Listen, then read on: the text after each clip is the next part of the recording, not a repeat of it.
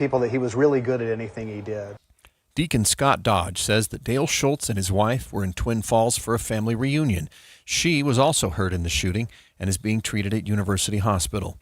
In other local news, researchers are now saying a single measles outbreak can cost millions of dollars. The study focused on a measles outbreak that happened in New Mexico last year. Reuters reports there were 100 confirmed cases, and each one ended up costing more than $53,000, leading to a nearly $5.4 million bill. Researchers say that total bill includes the cost of medical care, public health services, and lost productivity, not just from those who are confirmed to have the virus, but also public health responders and hundreds of people who were exposed or had to quarantine. New Mexico is in better shape this year, having seen just 17 measles cases, according to the latest data from the CDC. However, Utah this year has registered more than 500 confirmed cases. The only state with more this year is South Carolina. Adam Small, KSL News Radio.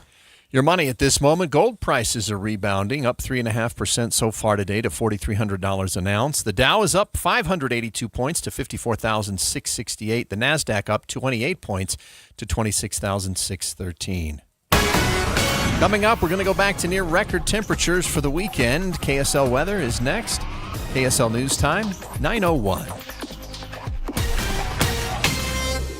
A reminder about the simplest way to get updated for your day. Hit your KSL preset when you jump in the car, and we'll take care of the rest. Hear key news updates and traffic reports. Andy and Amanda from 5 to 9 in your car. KSL News Radio at 102.7 FM. Well, it's official. My friends have all switched to Pure Talk because I told them they could save a bunch of money on a super reliable high-speed network with unlimited data.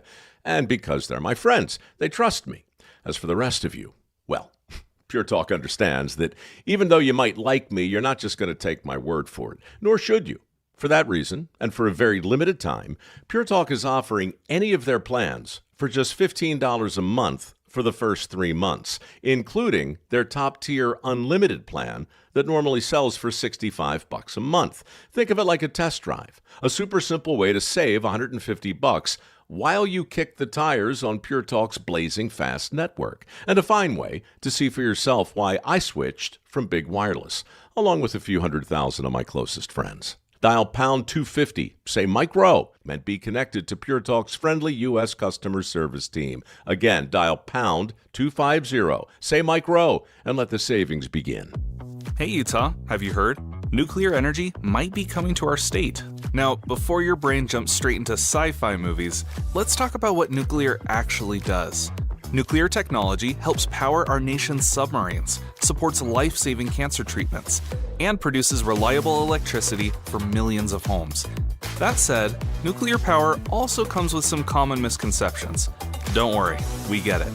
Here's a fun fact.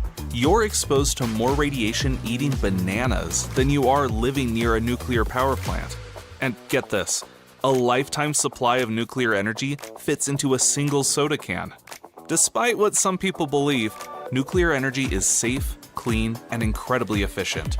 But don't just take my word for it. Energy decisions matter, and Utahns deserve the facts. Learn more about nuclear and what it can mean for you. Visit energy.utah.gov/nuclear.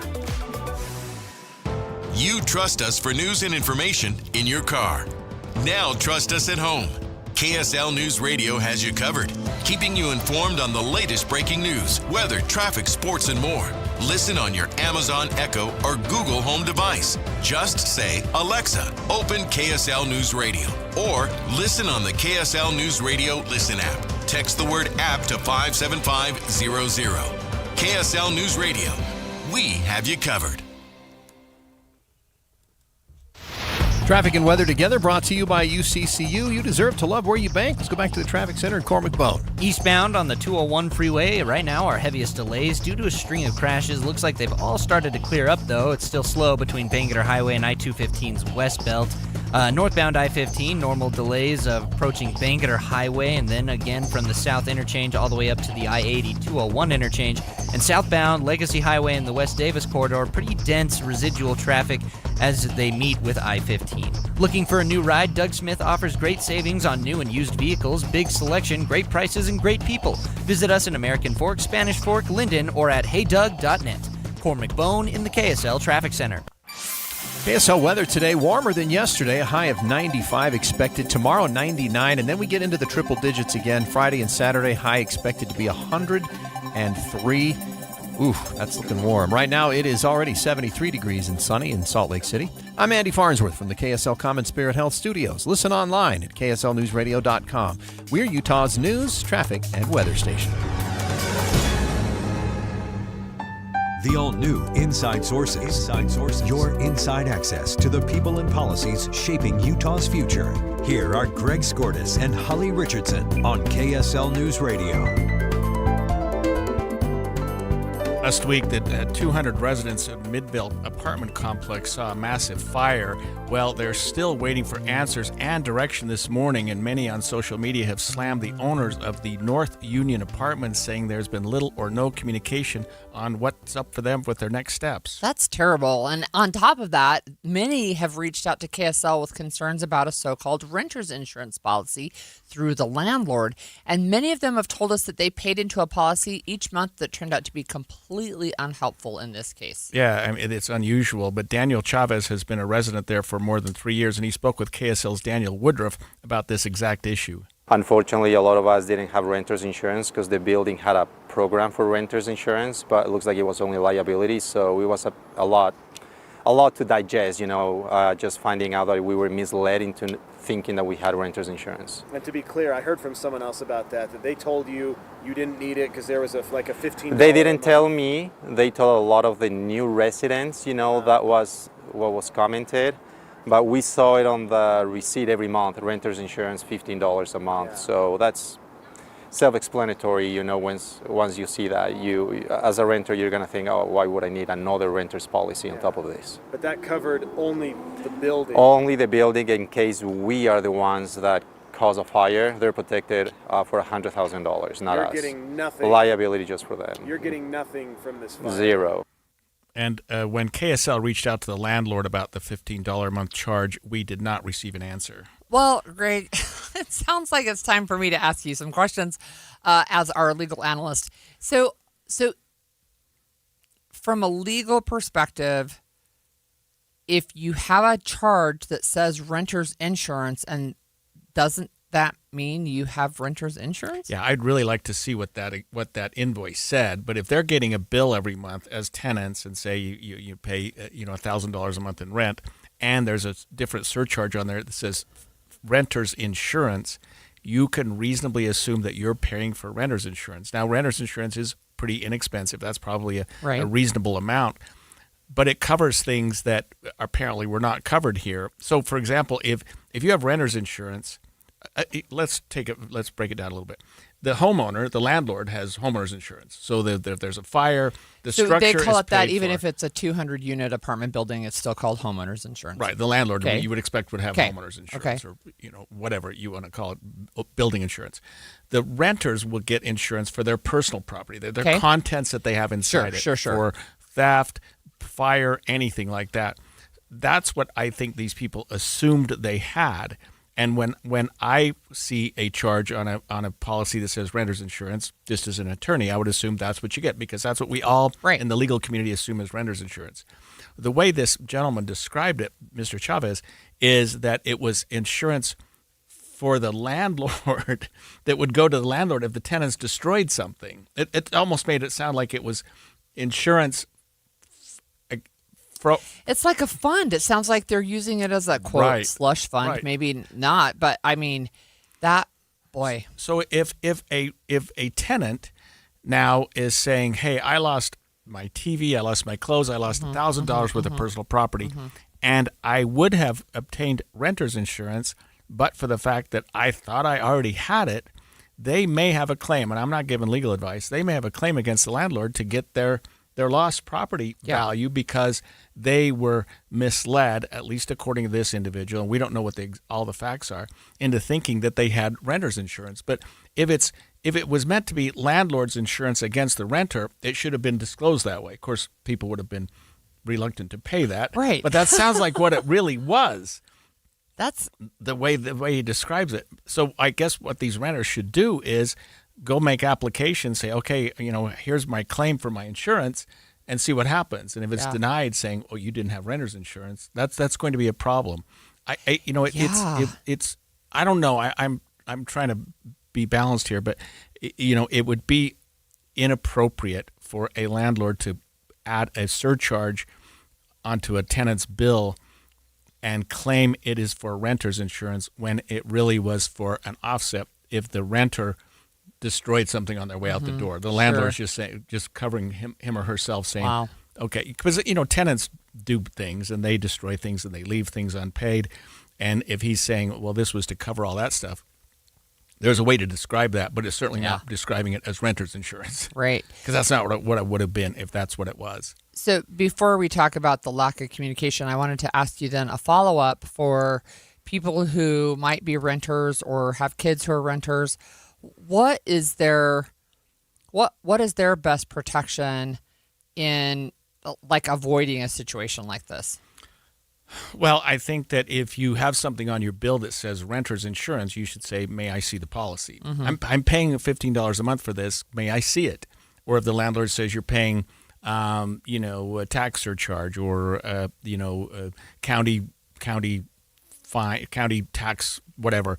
Well, let me see it. Let me see what it is. If there's something on your bill that's not rent and it's added to the bill, you should be able to see, well, you're absolutely entitled to see what it is. Just tell me what I'm paying this surcharge, the parking enforcement surcharge, whatever it happens to be. But you can say, well, what is that? What even, is it? Right? Let me see it. And then the landlord is required to give you some, documentation that supports that. Absolutely. Wow. So that's what's tragic here, because there's something like 200 residents, they're all out and they've lost their personal property. I mean, this fire was horrific. I mean, it wasn't just burned a couple places. I mean, some of them that I saw looked like they were a total loss. So whatever those people had in those, they've lost forever. Yeah. A renter's insurance policy would typically cover fire loss. Right. In other words, your their personal belongings. property. Right. So computer equipment, TVs, all besides the clothing and all of those things. So starting over from scratch, like absolute scratch with no insurance, that's going to be really difficult. Oh yeah, especially because people were relying on the landlord to make sure that they had that insurance coverage. But so now they're out of a place to live. They've got to go find another place to live, which usually requires a security deposit and down payment and that type of thing. So they're going to have to come up with some money. And some of them don't have anything but the clothes on their back right now and believed that they had some coverage for that. Now, we'll follow up with the landlord to make sure that we're not saying anything inappropriate, but it does seem like if these people thought they had renter's insurance, that they should have been entitled to some level of renter's insurance, because it's a term of art. Renter's insurance is insurance for tenants so that if they have lost property, they can recover from that. So there is an actual definition, and it may be that they were trying to mislead. We'll see. Yeah. We'll see. So just as a follow-up on the questions about communication and when people can go back, KSL did reach out to the managers at the apartment complex. They did not hear back from about when renters could go back or when they could expect to receive deposit refunds. However, reached by phone, a woman who identified herself as the assistant manager told a reporter that property managers were working to, quote, figure out the details of when people can get back inside, and that they were doing as much as they can to communicate details. Apparently, it's just not making its way down the chain. And we'll give them the benefit of the doubt, and let's assume the landlords make this right by everybody. Yeah. They're out too, although you would expect that the landlords did have their property homeowners type insurance, so that they're not going to be out. I mean, that clearly covers fire loss. Well, interesting. Next up on Inside Sources, President Trump says any community that turns down an AI data center is making a, quote, huge mistake. He says Americans shouldn't worry about these centers, saying that they'll be super beneficial. Let's talk about his comments and how the man behind the data center in Box Elder County is responding after this break. I was in foot pain for 20 years, trying to give it relief, buying all these different insoles. Drugstore insoles, custom insoles. I spent thousands of dollars. I bought all these products, and not a single one worked. I really, truly needed to have relief in my feet. And the Good Feet arch supports were what gave me the relief I needed. For over 20 years, we've been helping people like Teresa, actually live the life they love without their feet getting in the way. They wanted to make sure that I got something that my feet felt good in, not somebody else's feet. I love the fact that I can wear these arch supports in all my shoes. I have boots, I have cowboy boots, I have running shoes, I have walking shoes, I have flat shoes, I have heels. It makes me so happy. If you ask my husband, he will crack up because there is no store I would rather go in than a shoe store. I'm Teresa, and that's my Good Feet story. See what we can do for you with a free personalized arch support fitting at the Good Feet store. We have locations in Farmington, Riverton, and Sandy. Picture this. You pull into your driveway, and for the first time in a long time, you will love what you see. Beautiful new siding, bright energy-efficient windows, gutters that protect your home year-round, and a deck that makes the backyard feel brand new. Not someday, not after one more year. With RGS Exteriors, the home you've been wanting can start today. Hi, Tim Brown here, RGS Exteriors. My family has been building and improving homes in Utah for 5 generations, and taking care of homeowners is something we take very serious. With over 1,300 5-star Google reviews, 21 Best of State awards, and our 10-year workmanship warranty, homeowners know they can trust RGS. Over 200,000 families across Utah have trusted RGS Exteriors with their home, and so can you. Schedule your free estimate today at 801-280-3110, 801-280-3110.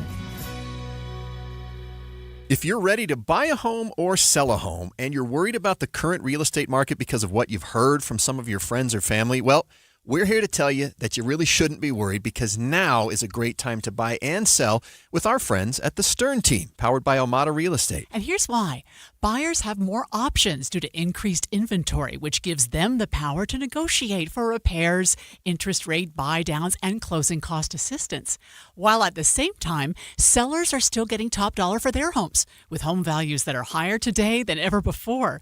So whether you're looking to buy or sell, the current real estate market presents a win-win opportunity for both buyers and sellers. But you still do want to make sure that you're working with a team of real estate experts you can trust that can get you some great results. And that's our friends at the Stern Team, powered by Omada Real Estate. They have helped thousands of Salt Lake City homeowners, and they're ready to help you. To get started, just go to thesternteam.com. That's thesternteam.com, or Google The Stern Team. Stolen Voices of Dole Valley, a gripping new 9-part investigative podcast about a serial killer you've probably never heard of, Warren Forrest, a sadistic predator who prowled the Pacific Northwest in the early 70s. He hid behind the deeds of Ted Bundy, and he's only been convicted of 2 murders, but is suspected of many more. Since the release of Stolen Voices of Dole Valley, a witness identified in the podcast could lead investigators to the remains of Jamie Grissom. He ran into the woods. He said he stumbled. As he fell down, he looks up and sees the body of a young woman. And now the FBI is testing forensic evidence that had been collecting dust for decades. This cold case is now red hot. Binge the entire season of Stolen Voices of Dole Valley right now, wherever you get your podcasts. And make sure to hit that subscribe button so you don't miss out on the latest breaking news. We wouldn't be celebrating America 250 if it wasn't for a strong foundation set by the framers. Hamilton built America's financial foundation on sound money, later embodied by the gold standard. But we abandoned that discipline in 1971 and have seen inflation erode the dollar's value. What's the foundation of your savings? Is it gold or something that can be devalued? Hi, it's Dr. Ron Paul, and I encourage you to speak with my friends at Birch Gold Group about diversifying an existing IRA or 401k into a tax-sheltered IRA in gold. Learn more by requesting a free info kit on gold IRAs. Just text the word SECURE to the number 989898. Let Birch Gold help you build your foundation with gold. Text the word SECURE to the number 989898. Text SECURE to 989898. The new Inside Sources. I think any community that turns down AI is making a big mistake, because your taxes are going to go way down. If you own a house, it's going to be more valuable. It's a tremendous thing. So President Trump is backing, of course, you can tell by that soundbite, planned data centers and AI expansion around the country, saying the concerns that many Americans have are unfounded. Yeah, and there's been a lot obviously going on even here in Utah. The president did speak to Fox News about the plans, and he says data centers will be good for local communities and that Democratic-run states and cities are actually the cause of the country's problems. There's a campaign against, data centers. But data centers, if you look at the stats, everything's good around them. Now, the thing they should look at is blue states and blue cities. Cities run by Democrats, because that's really the threat to the country, because they're a disaster. But when you turn down data centers, and within this country, when they get turned down, there's other communities that want them desperately. Well, it's Biden's fault. Yeah, it's just an interesting take, right? And I know that in Utah, of course, we've had issues with people, not issues, but concerns, of course, a lot of concerns from people in Utah about these, especially hyperscale data centers. So I was actually a little bit curious about other states that he's saying, like, this is just a blue state problem. It's not. So in Florida, Governor Ron DeSantis, who is as conservative as can be, I think, in May, he signed a bill that their legislature passed to make sure that people who live in Florida don't have to subsidize data centers, that their electrical bills are protected, that it empowers the local community to do the zoning. It increases transparency requirements and security, and it actually strengthens environmental standards. And then even more recently, this is just this week, the Texas governor, Greg Abbott, also a big Trump supporter, told the state regulators on Monday to halt data center connections to the power grid. Yeah, and obviously this has come to the fore because of what's going on in Box Elder County here in Utah. It's been huge. That we're talking about the 40,000 acre. Whatever. Kevin O'Leary is dealing 40, with up there. 20,000. Box Elder County commissioners, approved it in some form. Of course, there's been a lot of political fallout from that. Our Senate president asked him to dial it back to 10,000. They said, we'll meet you halfway at 20,000. And that's been, but I think one thing is certain, Holly, and that is that data centers are important and they're almost certainly necessary if we want to keep up with what's going on. But I think that a lot of communities, for good reason, we talked to that group it was in Virginia or West Virginia. Virginia. Yeah. That was KSL investigative reporter Danielle Rivera. Constant buzzing sound that's from right. these data centers. Yep. And, the communities are like, hey, they don't really cause us a problem, but there's just this noise all day long. Yeah. Yeah. So Kevin O'Leary, of course, had to respond to the president's comments. He's the man, of course, behind the Stratos Data Center financially. He spoke to News Nation this morning about the president's comments. I think the narrative will slowly change as the facts get out. I mean, wherever you propose new power in America, I don't care what state it is, there's just a waterfall of litigation and groups trying to stop you from doing it. And I agree with Senator Cotton, we should investigate why that is and who's funding that, because we definitely need power, let alone data centers. But we are in a race with China. Everybody's starting to realize that. The war we're fighting right now in the Middle East is the first AI war America's ever fought. All these ordnance, the precision ordnance that's taking out all of the military installations there, they're driven by servers, in most cases, stateside. And so we need a lot of capacity for Department of War and everything else. And we don't want the Chinese outpacing us in data center growth. That would be a bad outcome for us just on the defense and national security side. I think it's interesting that he says the narrative will change as the facts get out, because that's exactly what happened. I know. The narrative changed as the facts got out. A bit, because I think that O'Leary thought, 3 months ago, this was a done deal. It was smooth sailing. Walk in the park. And we're going to have this big data center out there in Box Elder County. It would be stood up really quickly. And no problem at all. And then it all hit the fan. And as the facts did come out, and it wasn't as he had indicated, there was some infiltration from the Chinese government that was doing this. There are still some people sticking to that narrative. It's just not true. Yeah, I mean, he's getting sued for it, and he's backed off on that. He said, no, that's not what I have no evidence. We have no evidence at all. And, the people that have sued him are clearly not well, I don't know.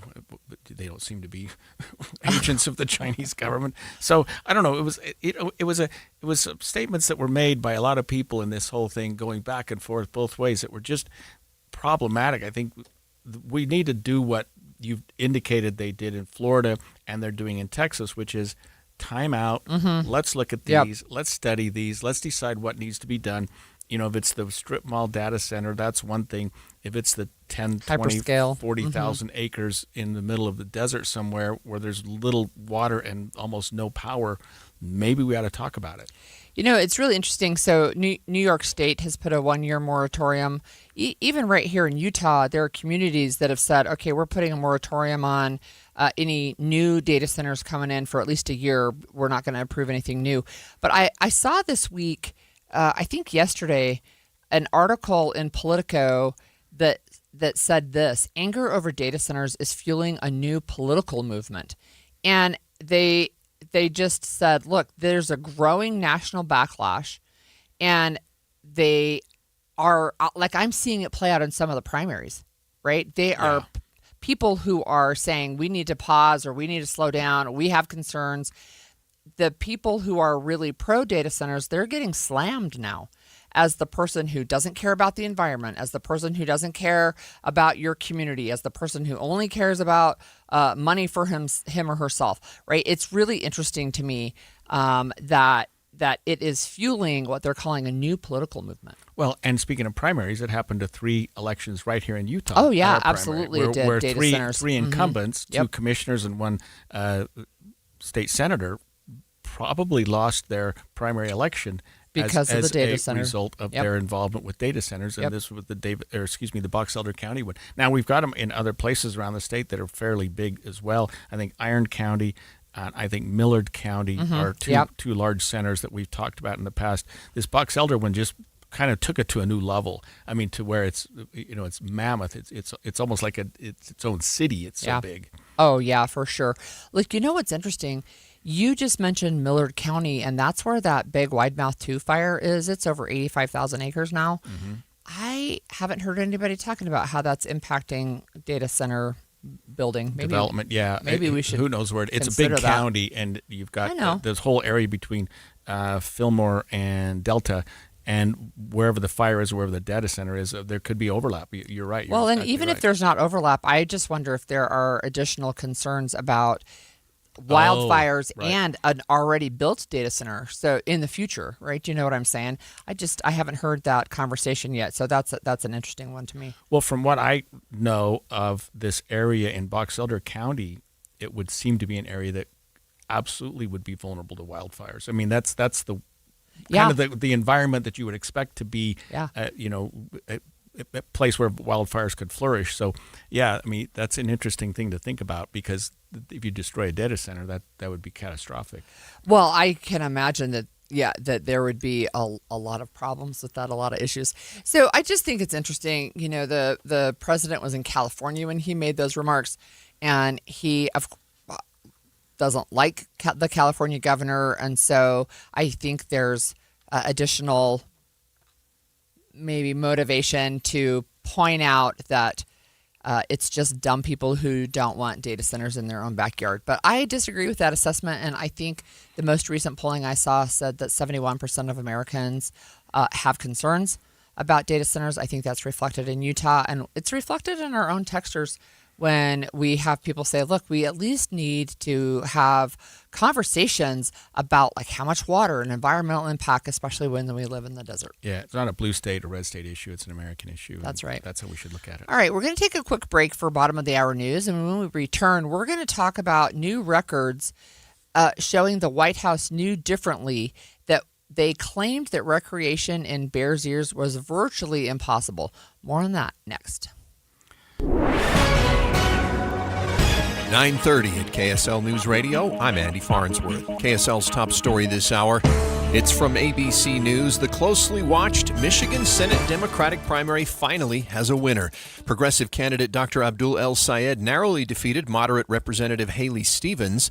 ABC News' Avery Harper says El Sayed's message appears to have resonated with Michiganders. But what it does say is that there is definitely a desire for an outsider candidate, someone who is espousing some of these progressive ideals. You know, I was on the ground in Michigan, and every time you go to a campaign event with Abdul El Sayed, he begins with a very simple motto: getting money out of politics, putting money in your pocket, and Medicare for all. El Sayed now faces Republican Mike Rogers in November's general election. In local news, Utah has 48 confirmed cases of cyclospora, but the Utah Department of Agriculture and Food says the state has not gotten any of the recalled lettuce. Utah-based ARUP Laboratories is helping to test for the parasite. We're not trying to be the only source for this data, but we're trying to provide a larger ecosystem where public health researchers, where clinicians, where laboratorians can go to find this data about kind of what's going on in the community. Dr. Ben Bradley with ARUP says last month they processed 3,000 cyclospora tests for people in all 50 states. Your money at this moment, the Dow is up 464 points today to 54,550, and the S&P up 8 points to 7,745. The Nasdaq now down 9 points after an early surge, 26,579. Coming up, we're waiting for a triple-digit weekend in the weather. KSL weather is next. KSL News Time, 9:31. The sources where we get our news matters. When you listen to Utah's Morning News, we want you to feel the stories are important to you and trustworthy. This is Amanda Dixon. And I'm Andy Farnsworth. Join us weekday mornings on KSL News Radio. Well, summer's about to wrap up, and so is the 4-week free offer at Soda Diet Nutrition. This is the last time for the summer, so grab it before summer is over. Call 866-800-SODA, S-O-T-A, and mention KSL News Radio for 4 free weeks right now. Remember, no injections, no awful side effects, just a natural way to lose weight. And you can pay for other quick fixes, or you can learn how to do it yourself and keep the weight off. Soda nutritionists help you get to the root causes of your challenge. You learn lifelong habits that last until even long after the program is done. No lifelong medication, no bills. Call 866-800-SODA and mention KSL News Radio to get 4 weeks free. I got involved with Soda in April of this year, lost over 4 pounds a week for 7 weeks. It worked well for me, and it'll work well for you, and I have been able to keep the weight off. Remember, Soda is, say it with me, state of the art. Doug. Limu and I created a trick to help you remember that you can customize your car insurance and save with Liberty Mutual. You see, the shirts Limu and I wear are yellow, and yellow is the color of lemons, and lemons grow on trees, and trees provide oxygen, and oxygen helps us breathe, and breathing is how you live, and you can live more life when you save money by customizing your car insurance. I agree, Limu. It's really quite simple. Only pay for what you need at libertymutual.com. Liberty, liberty, liberty, liberty. Finding great candidates to hire can be like, well, trying to find a needle in a haystack, but not with ZipRecruiter. Its powerful technology actively finds and invites qualified candidates to apply to your job. So while other companies might deliver a lot of hay, ZipRecruiter finds you the needle in the haystack. See why 4 out of 5 employers who post a job on ZipRecruiter get a quality candidate within the first day. Try ZipRecruiter for free at ZipRecruiter.com/free. That's ZipRecruiter.com/free. ZipRecruiter. Hi, this is Doug Wright. I'm here with Monty from Connecticut Quality Water Systems of Salt Lake, an authorized independent Connecticut dealer. And I was thinking the other day, Monty, that every water softener I've ever seen has a giant tank that holds bags and bags of water softener salt. Well, except one, the one I have in my home. And I picture this, my Connecticut has the little salt tank about the size of a paper shredder or a small trash can. Well, Doug, that's because the Connecticut water softeners use so much less salt, an average of 70% less than other water softeners. So you don't need a tank that holds 6 or 8 bags of salt. I love the fact that it's so easy to fill because I don't have to lift those bags up so high, and it seems like those bags of salt, well, they're getting heavier every year. Yes, it does. When you're using 1 bag of salt for every 3 a regular water softener uses, there's no need for a large salt tank. Tired of lifting those heavy salt bags to fill your giant water softener salt tank? Go to softwaterutah.com. That's softwaterutah.com. Traffic and weather together brought to you by UCCU. Learn how to save more this summer at uccu.com. Let's go back to Cormac Bone. Just the last little bit of I-15 delays clearing out, a little slow northbound at 5300 South and southbound at Warm Springs Road. And then we got a couple of issues. First on Mountain View Corridor. This is northbound approaching 134th South. There is a crash. It looks like they are partially blocking that left turn lane, the far left turn lane to go on to 134th South. So be careful in Riverton. And then we also have a disabled vehicle getting off of northbound I-15 in Springville at 1400 North. Looks like they are pulling away right now. When things go wrong in Utah's backcountry, Search and Rescue answers the call. Trained volunteers who head into danger so you can come home safe. Support them at rescue.utah.gov. Cormac Bone in the KSL Traffic Center. KSL weather forecast today and tomorrow. Temperatures sit in the mid to high 90s before rocketing back into the hundreds, triple digits for the weekend. Doesn't dip back down into the 90s until Monday, and that's when rain chances start to increase. Right now, it's 75 degrees and sunny in Salt Lake City. I'm Andy Farnsworth from the KSL Common Spirit Health Studios. Listen online at kslnewsradio.com. We're Utah's news, traffic, and weather station. The all-new Inside Sources. Inside Sources. Your inside access to the people and policies shaping Utah's future. Here are Greg Skordas and Holly Richardson on KSL News Radio. You might recall several weeks ago, the Trump administration decided to slash the size of Bears Ears and Grand Staircase Escalante monuments. We're learning now that there's a little bit of fallout from that, and we're getting some insights into what the White House actually knew before that decision was made. So the president said that recreation in the area was virtually impossible, and that was a reason to cut the size so that more people could allegedly use them. But documents uncovered by the New York Times, and then they wrote an article that was reshared by the Salt Lake Tribune, showed that the White House actually knew it wasn't true. Yeah, I mean, this is maybe not too surprising. What he said was, you can't go hunting, you can't go fishing, you can't do anything, and you can virtually not even walk on it, he said in the ceremony where he was signing it. And, of course, the number 2 official in the Department of the Interior, Kate McGregor, chimed in and said, that's exactly right, sir. You are now remedying that today. And, of course, recreation has always been allowed at Bears Ears. And when Barack Obama designated it that monument, of course, that was the case. New York Times documents show that the Trump administration officials were actually briefed on that exact issue about a month before the Oval Office event. So one of the things that I've seen is that people in Utah are saying, hey, look, these representatives are representatives who are celebrating this decrease, knew that there was recreational access, and they didn't say anything to correct the misstatements that nothing was allowed there. So I think one of the things that's concerning to a lot of people, that you say, look, you can't just ignore the facts because maybe you're getting what you want. So you recall Bears Ears and Grand Staircase Escalante were shrunk by about 90%. I think it would have been a lot more sensible for the administration to say they're too big. They cut out too big of a swath of land, and we're going to cut it back to what's more manageable size, instead of saying what is clearly untrue, which is there's no recreation, you can't do anything on the land, because that was not a justification for it. It was an untrue justification for it. There were reasons to do it. I agree. It was big. And I've said this before, both Obama and Clinton took too big of swaths, and that created the problem. And there was a way to solve it, but not by saying that you can't recreate on it, because those areas are full of recreation. Yeah. I do it myself. So, right. So national monuments are public lands that are legally protected from oil and gas, drilling, mining, and other industrial development. They have similar protections as national parks, but national parks, of course, are created by Congress, and national monuments can be created by presidents using the Antiquities Act.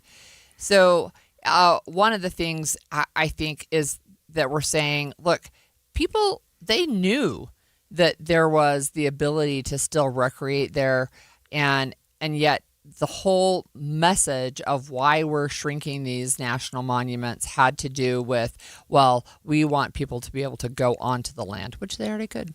Yeah, and of course, Utah state officials actually apparently briefed the White House, or at least some people did, saying, "Hey, there's trails there for horseback riders, mountain bikers, rock climbers."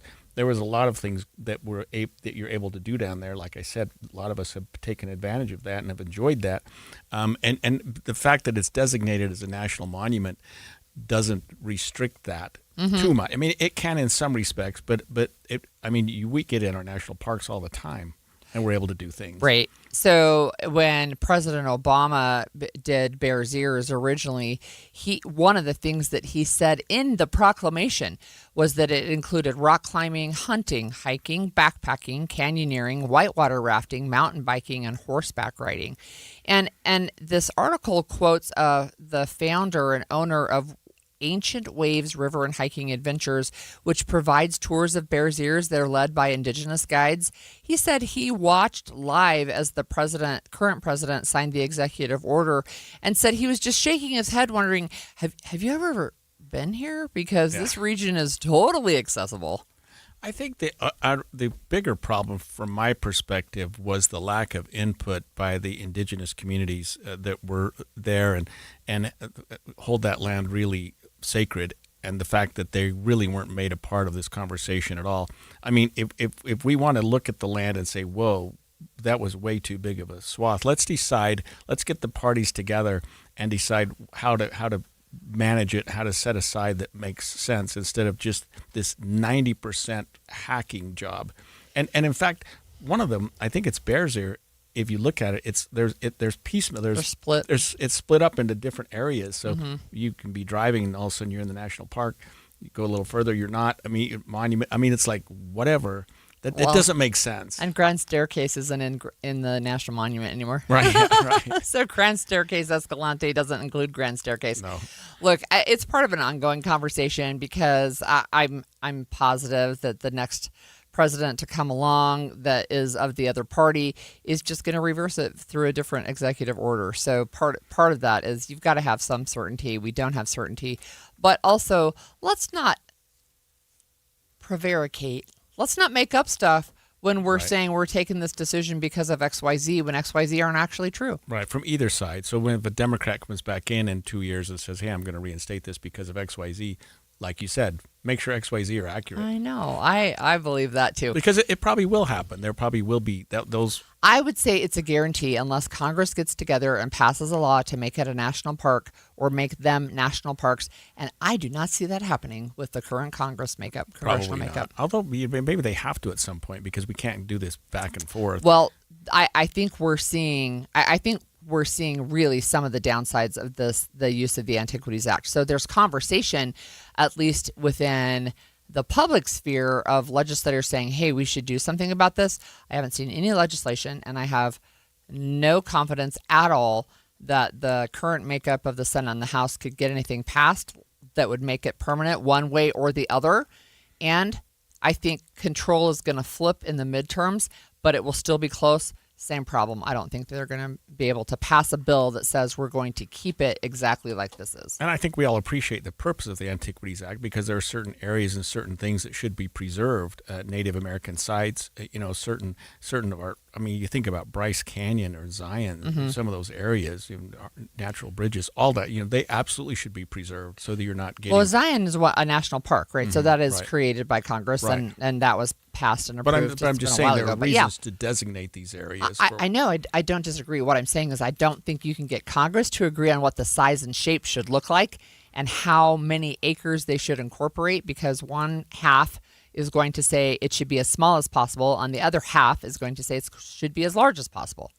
That's what I'm saying. Maybe we should get together and create something in between, so that we're not going back and forth every 4 years or 8 years or whatever. I know you would think that would be a wise idea, but look, as you mentioned, they had the tribes involved in the last designation, and they had a special.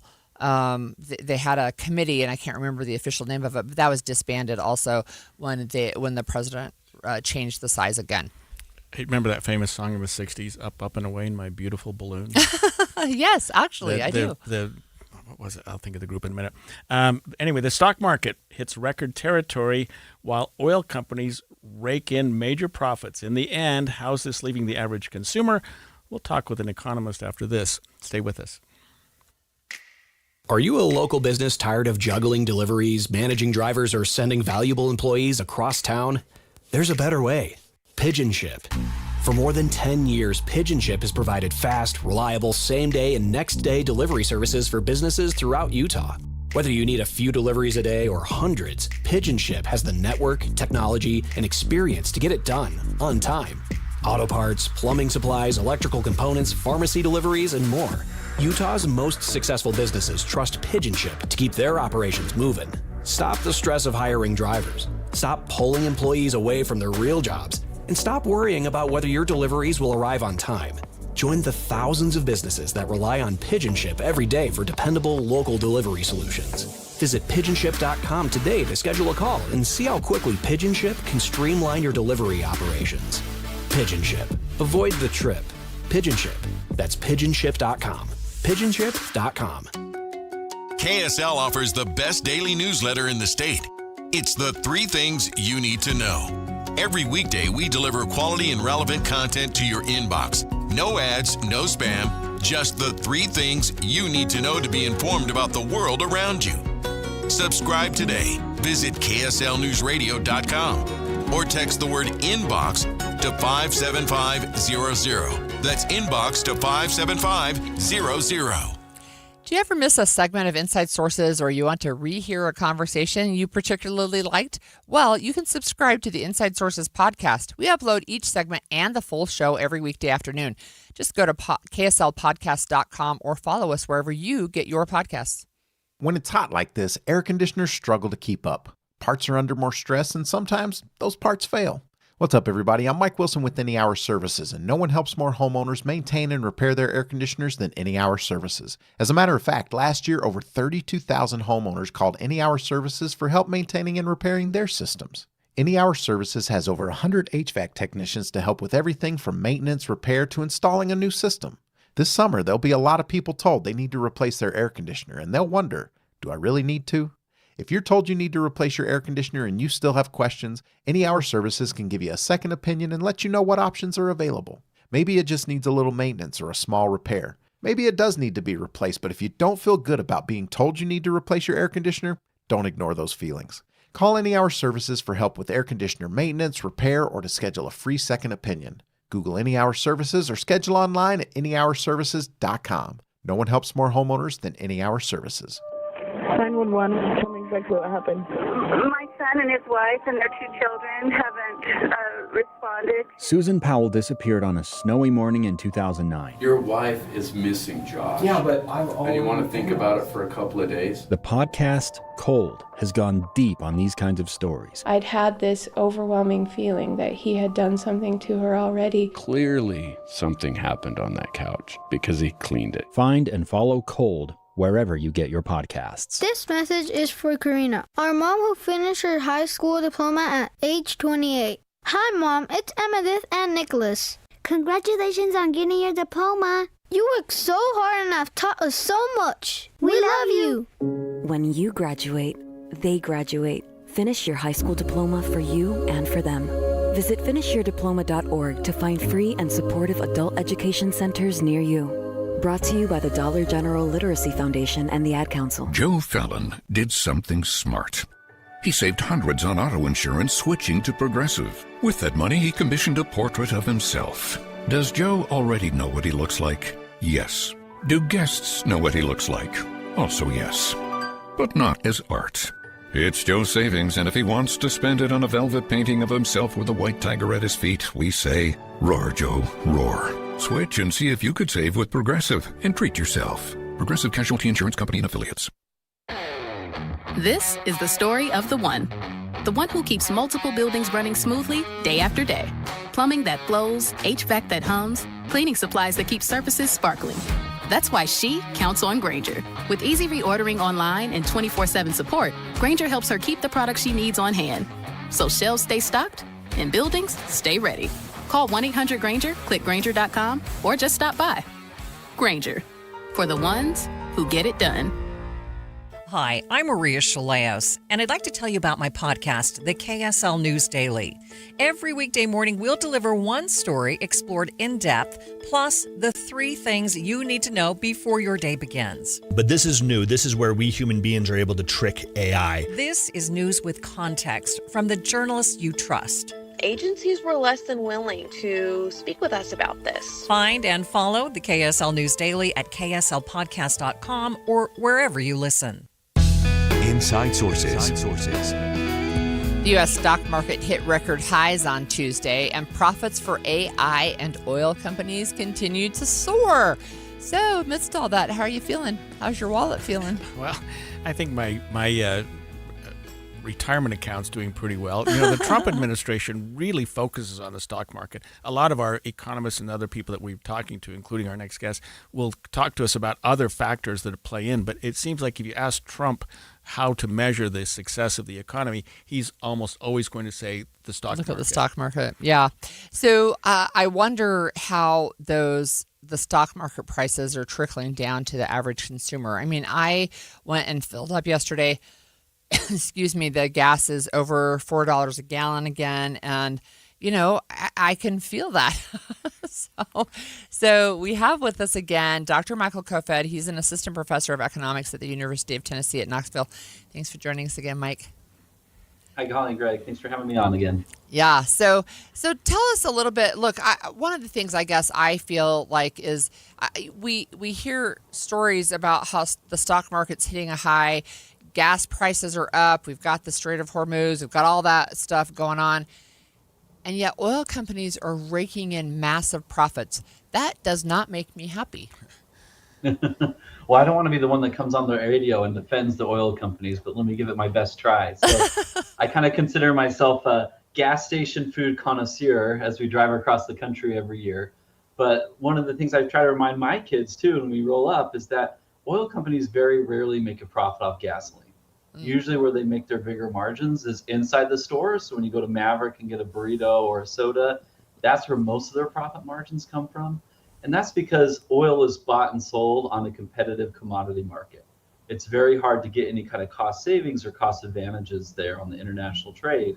So when you have these times where oil just kind of randomly jumps because of the Iran war, they will get some profitability off of that excess because they have oil on hand and gas prices have gone up. But those are going to be probably short term as things begin to resettle. Okay, Dr. Kofed, let's talk about the stock market in terms of economic indicators, because we often talk about, you know, inflation numbers are this, job numbers are that, you know, gross domestic product is this. There's so many things we talk about, but the Trump administration seems to think, and maybe they're correct, I don't know, you're the expert, that the best indicator of the success of the economy is looking at the Dow. Tell me how you measure the success of how we're doing right now.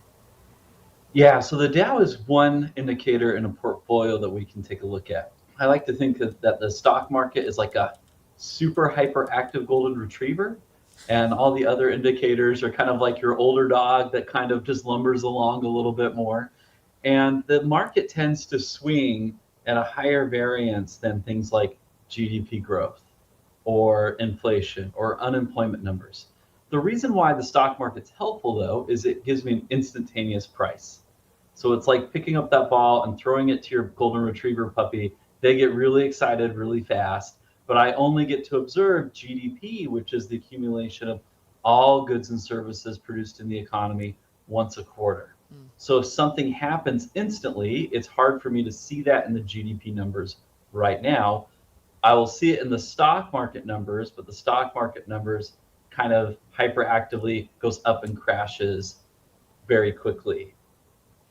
So let me ask you a question about, it feels like there's a disconnect. I mean, you've been explaining it, but I know like we're going to have an opportunity today to talk about housing prices and mortgage rates. And people are just really feeling a pinch is what I see and what I feel. And yet we just keep hearing, you know, the stock market's going up and up. Is this an indicator of a K-shaped economy where the rich are getting richer and the poor are getting poorer, and there's not a lot of in between?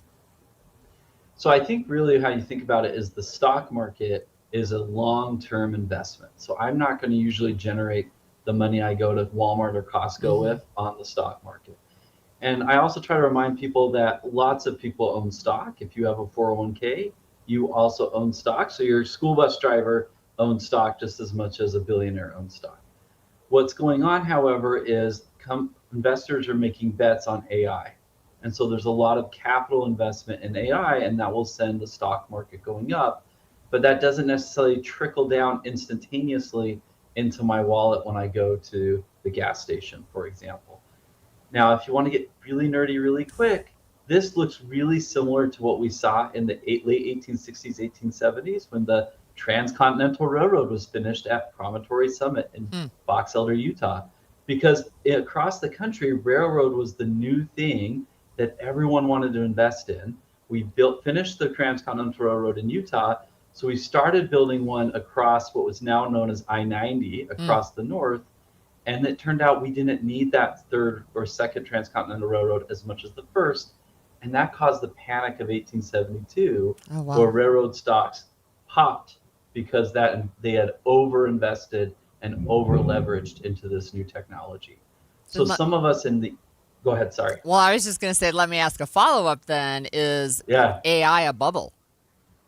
That's what some of us in econ world are kind of worried about, because usually when I use AI, I have one or two favorite platforms that I use in my research or in my daily life. I don't need 10. And so as every single group is rolling out their own AI model, that probably means that we're going to go from 10 to 3, and we're going to see these stocks self-correct again. And so that's why, again, the stock market is maybe overexcited right now and will then come back down again in the next few years. Do you think there's a chance of that? I mean, do you think that the stock market is maybe a little bit inflated right now? Because it is a record high, and it continues. It's probably a record again today. It's going up again. Yeah, if I could perfectly predict the stock market, I wouldn't be teaching economics for a living. I'd be on an island somewhere. But looking at history, we do get really excited about new things. Those new things require huge capital investment. And then we find out that there's only 4 AI platforms that were actually any good. And that means that the market's going to kick out the other 6, for example. Right.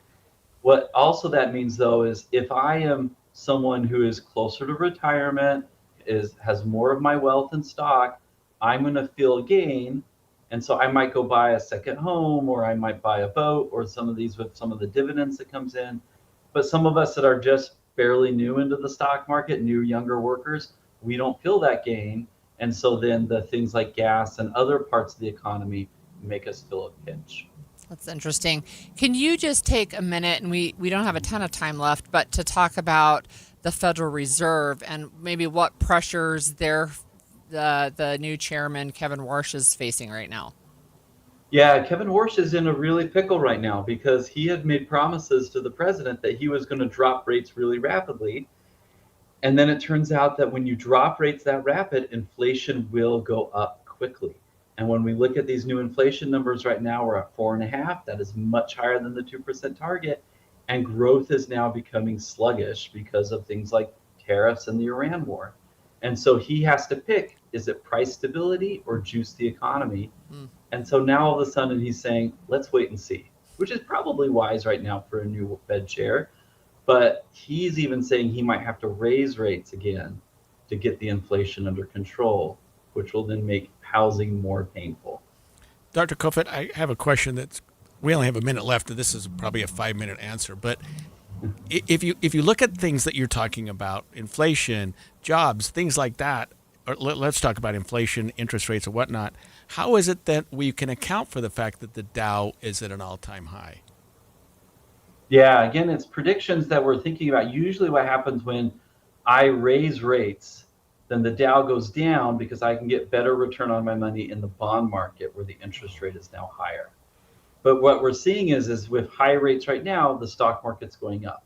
So this is being, again, driven by these investments in AI, investments in other kind of short-term physical capital. But also folks are saying, what is Kevin Warsh going to do next?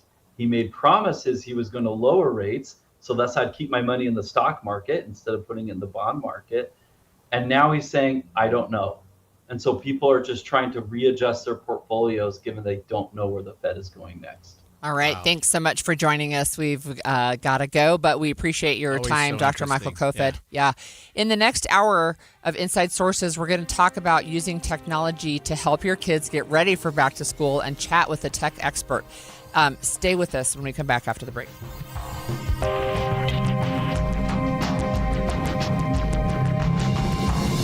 KSL FM Midvale. KSL Salt Lake City. From the KSL Common Spirit Health Studios, this is KSL News Radio. Utah's news, traffic, and weather station. 10 o'clock at KSL News Radio. I'm Andy Farnsworth. KSL's top story this hour. Utah Fire Watch. Fire crews are staying busy this fire season. Utah Fire Info says the Little Horse Fire, which broke out yesterday northwest of Fruitland in Duchesne County, has grown to more than 100 acres. High winds limited efforts. The cause is currently unknown. As a precaution, crews evacuated Avintuin Canyon, down to the Strawberry River as well as Morning Star Ranch. The Widemouth 2 fire is also growing, listed at 84,000 acres with 0% containment. Utah's mule deer population is struggling to survive amid severe drought conditions and statewide wildfires. According to the Salt Lake Tribune, the Utah Division of Wildlife Resources says their goal is to raise the population of mule deer to a little over 400,000 by 2030. But this year's wildfires and droughts are not helping.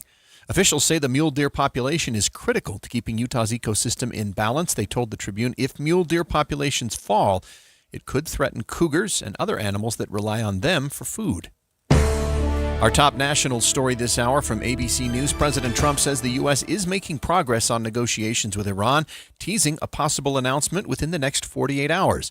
ABC News contributor and former Deputy Assistant Secretary of Defense for the Middle East, Mick Mulroy, says there are some guesses. It just comes down to negotiations and what the U.S. is willing to concede or not concede, because it's obvious, I think, to all that the Iranians are going to keep control of the Strait of Hormuz unless they're forcibly basically pushed off that position. And that can only be done really by the U.S. military. Overnight, Iran-backed Houthi rebels claim they've started targeting Saudi Arabian tankers in the Strait of Hormuz. Your money at this moment, the Dow up 442 points today to 54,528. Coming up today in the mid-90s, and it only goes up from here for the next several. KSL weather is next. KSL News Time, 10:02. Mornings are for recharging. And they're for starting your day right. We volunteer to join you in the car. Get news and weather at 102.7 FM during the most important part of your day. Andy and Amanda, each morning between 5 and 9 on KSL News Radio. Thinking about replacing your windows? Choose the company that builds and installs them right here in Utah. Advanced Window Products is Utah's local window and door manufacturer that sells directly to homeowners. Nate Orchard here. At Advanced Window Products, there are no dealer fees, no middleman markups, and no extra costs to cover someone else's profit. From manufacturing to installation, every step is handled by Advanced Window Products' local team. Every window is custom built in Salt Lake City for Utah's homes and backed by one of the strongest warranties in the industry.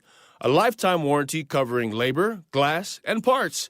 Even better, it's fully transferable to the next homeowner. Right now, get $2,000 off when you purchase 10 or more windows. Financing is available, and Dominion Energy rebates may help you save even more. Call 801-850-9100. That's 801-850-9100, or visit us at advancedwindows.com. That's 801-850-9100 or advancedwindows.com. Finding great candidates to hire can be like, well, trying to find a needle in a haystack, but not with ZipRecruiter. Its powerful technology actively finds and invites qualified candidates to apply to your job. So while other companies might deliver a lot of hay, ZipRecruiter finds you the needle in the haystack. See why 4 out of 5 employers who post a job on ZipRecruiter get a quality candidate within the first day. Try ZipRecruiter for free at ZipRecruiter.com/free. That's ZipRecruiter.com/free. ZipRecruiter. Hey, John, why so glum? I just got let go. The company's downsizing. This is the 3rd time in the last 2 years. I'm done with this. Have you thought about My Computer Career? I've heard they can train you for a career in IT in just a few months, including cybersecurity and the basics of AI. And you don't need prior training or experience. Now that's a recession-resistant career. Wow, thanks. I'll check them out. Go to mycomputercareer.edu and take the free career evaluation. Mycomputercareer.edu, an Elite CompTIA certification partner. Financial aid is available to those who qualify, including VA benefits. If you're ready to buy a home or sell a home and you're worried about the current real estate market because of what you've heard from some of your friends or family, well, we're here to tell you that you really shouldn't be worried, because now is a great time to buy and sell with our friends at the Stern Team, powered by Almada Real Estate. And here's why. Buyers have more options due to increased inventory, which gives them the power to negotiate for repairs, interest rate buy downs, and closing cost assistance. While at the same time, sellers are still getting top dollar for their homes, with home values that are higher today than ever before. So whether you're looking to buy or sell, the current real estate market presents a win-win opportunity for both buyers and sellers. But you still do want to make sure that you're working with a team of real estate experts you can trust that can get you some great results. And that's our friends at the Stern Team, powered by Almada Real Estate. They have helped thousands of Salt Lake City homeowners, and they're ready to help you. To get started, just go to thesternteam.com. That's thesternteam.com, or Google The Stern Team. Traffic and weather together, brought to you by UCCU. Auto loan rates as low as 4.74% APR. Here's Cormac Bone. No delays on I-15 between Ogden and Provo. We are seeing regular delays, though, in Lehigh, eastbound 2100 north, approaching I-15. And there is still this crash on northbound Mountain View corridor at 134th south. They are still partially blocking that left lane, though there is a tow truck on scene. No matter the weather, your feet can feel fantastic. Find the Good Feet location nearest you at goodfeet.com. Cormac Bone in the KSL Traffic Center. KSL weather today, sunny with highs in the mid-90s, and expect some patchy smoke, bringing air quality down to moderate to unhealthy ranges. Temperatures will increase over the next few days, highs getting up to 103 Friday and Saturday. Right now it's 78 degrees in Salt Lake City. I'm Andy Farnsworth from the KSL Common Spirit Health Studios. Listen online at kslnewsradio.com. We're Utah's news, traffic, and weather station. The all-new Inside Sources. Your inside access to the people and policies shaping Utah's future. Here are Greg Skordas and Holly Richardson on KSL News Radio. Well, Utah's long history of anti-gambling laws do apply to sports betting on prediction markets like Kalshi. That's what a judge ruled yesterday, siding with Utah's own Attorney General. So the whole thing with prediction markets, I actually have learned a lot about. I never thought I would know so much. But it can be complicated and convoluted, but states have the right to regulate gambling. But there have been some loopholes, and we've talked about it on our show before, that where some of these companies are saying prediction markets are not gambling, they're commodities. Yeah, and so what happened was this. The Utah State Legislature enacted it actually came out and said, we're going to restrict Kalshi from coming into Utah if it involves sports betting. Kalshi filed a lawsuit. That lawsuit is in federal court to prevent the Utah law from going into effect, basically saying you can't preempt federal law. Right. A judge ruled yesterday that actually we can preempt federal law. And what the judge said was, look, Kalshi has its market, it has what it's doing, but when it infringes on sports betting, let's call it what it is, it violates Utah gambling law, and as such, it is illegal in Utah. Now, he can't apply it to any other state. Sure. But he did say Kalshi cannot use its product here in Utah as it relates to sports betting, right, prediction. the proposition betting. Right, yeah. right. Yeah. So Utah Attorney General Derek Brown, and I saw him all over social media yesterday celebrating this, but he just said you cannot rebrand illegal gambling as a federal commodity, and that the federal judge agreed with them. Kalshi that's funny. Kalshi bet that clever branding would beat Utah law. Kalshi lost. Utah won. Yeah, and so Utah has long been one of the few states, one of the only states that really outlaws virtually any type of gambling. And we don't even allow a lottery here. There's so many things that are gambling in Utah. And Kalshi had some sports events. For example, they said you could bet on the greatest seeding upset margin. You could bet on which sports team will have the longest losing streak in a season, that type of thing. And they were asked these questions, who will sing at the Super Bowl, all kinds of things. Right. And the judge said, look, that's all well and good. And Kalshi's saying, look, we're regulated by the CFTC, the Commodities Futures Trading Commission. So just like other commodities are, and that's all we are. And the judge says, you can put the lipstick on it any way you want, but it's gambling here in Utah, and you are foreclosed from operating in Utah and in any sports related industry. That's interesting. And the governor posted yesterday also, he said prediction markets are gambling, full stop. They are causing tremendous harm to countless American families. Today's ruling affirms that Utah's anti-gambling laws are an appropriate way to protect our citizens and are not preempted by federal law. But I wanted to ask you a question because I posted on Utah Policy the news release from the Attorney General's office, and at the very bottom it said the court granted summary judgment for Utah and ordered the case closed. What is summary judgment? Summary judgment means that based on the judge is basically saying, I don't need to hear anything else. Based on everything that I've heard, I don't need a trial. I don't need evidence. The pleadings themselves are enough to survive, and I'm just granting judgment. It's over. Judgment on the pleadings, so to speak. Right. So the judge is saying, spare me the trial. You win, state of Utah. Kalshi, you're out of here. Because Kalshi filed this lawsuit saying Utah's law should not go into effect. Right. And the judge is saying, you're over. You're done. And then he granted a final order. He said, this is closed. The case is over. The reason he did that is because that triggers the time for appeal. Because otherwise you got, the judge can say, I'm going to say that you right now I think it's gambling, but let's have a trial. The judge is saying, no. I see what it's you're over. saying. It's done. You lose, Kalshi. Get out of here. Okay. And I'm making this a final order. So now Kalshi can take it to the 10th Circuit Court of Appeals. And they already said they would appeal. Absolutely. Yeah. Now, so their clock has started for that. I think that was wise for the judge to do because there wasn't much else in his mind that needed to be decided here. Kalshi, I'm looking at your pleadings. I'm looking at the Utah state law. Based on that, I don't care what the rest of your facts are. What you're doing under Utah law is gambling. And I'm going to say as a matter of law that violates Utah law, and so it's you can't do that in Utah. Now, Kalshi can do whatever they want in any other state. The judge had nothing to say about that. But in Utah, you're done. Kalshi's saying, okay, now we can take it to the 10th Circuit, maybe to the United States Supreme Court eventually. They're in federal court, but that's how it's working right now. Well, I was going to ask you because I do think it's interesting because there seems to be, I understand a little bit about commodities markets, and I understand a little bit about prediction betting, and they don't seem to be the same. And yet these prediction market companies like Kalshi, and there are others, but they seem to have conflated two things. And I wonder from your perspective as an attorney, do you anticipate that it would reach the level of the Supreme Court where they can say, Kalshi, you can do this one thing under the, what did you say, the FCTC? The CFTC. CFTC. Commodities Futures Trading Okay, commodities. But this other portion really is gambling. Do you think that it would go that far? I think it will if other states weigh in and other decisions are made. In other words, what the Supreme Court and the higher level federal courts don't want are inconsistent decisions between the states. Utah's a standalone right now. Our laws are different, like you said earlier, one of two states. And if that's the way it sits, the Supreme Court might say, well, that's Utah, that's fine.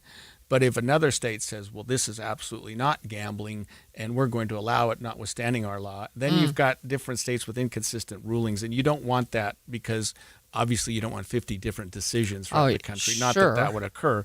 So I don't see the United States Supreme Court necessarily weighing in on this at this point. The 10th Circuit will because they have to, because there's an appeal being filed by Kalshi. They'll look at it from the 10th Circuit perspective, but they're still going to look at it under Utah state law because federal law and state law can they can coexist. Right. We see that with marijuana, for example. Until recently, feds say it's illegal. Right, State says it's legal. Well, let's decide. You know what I mean? Yeah. So, the state can never override the feds.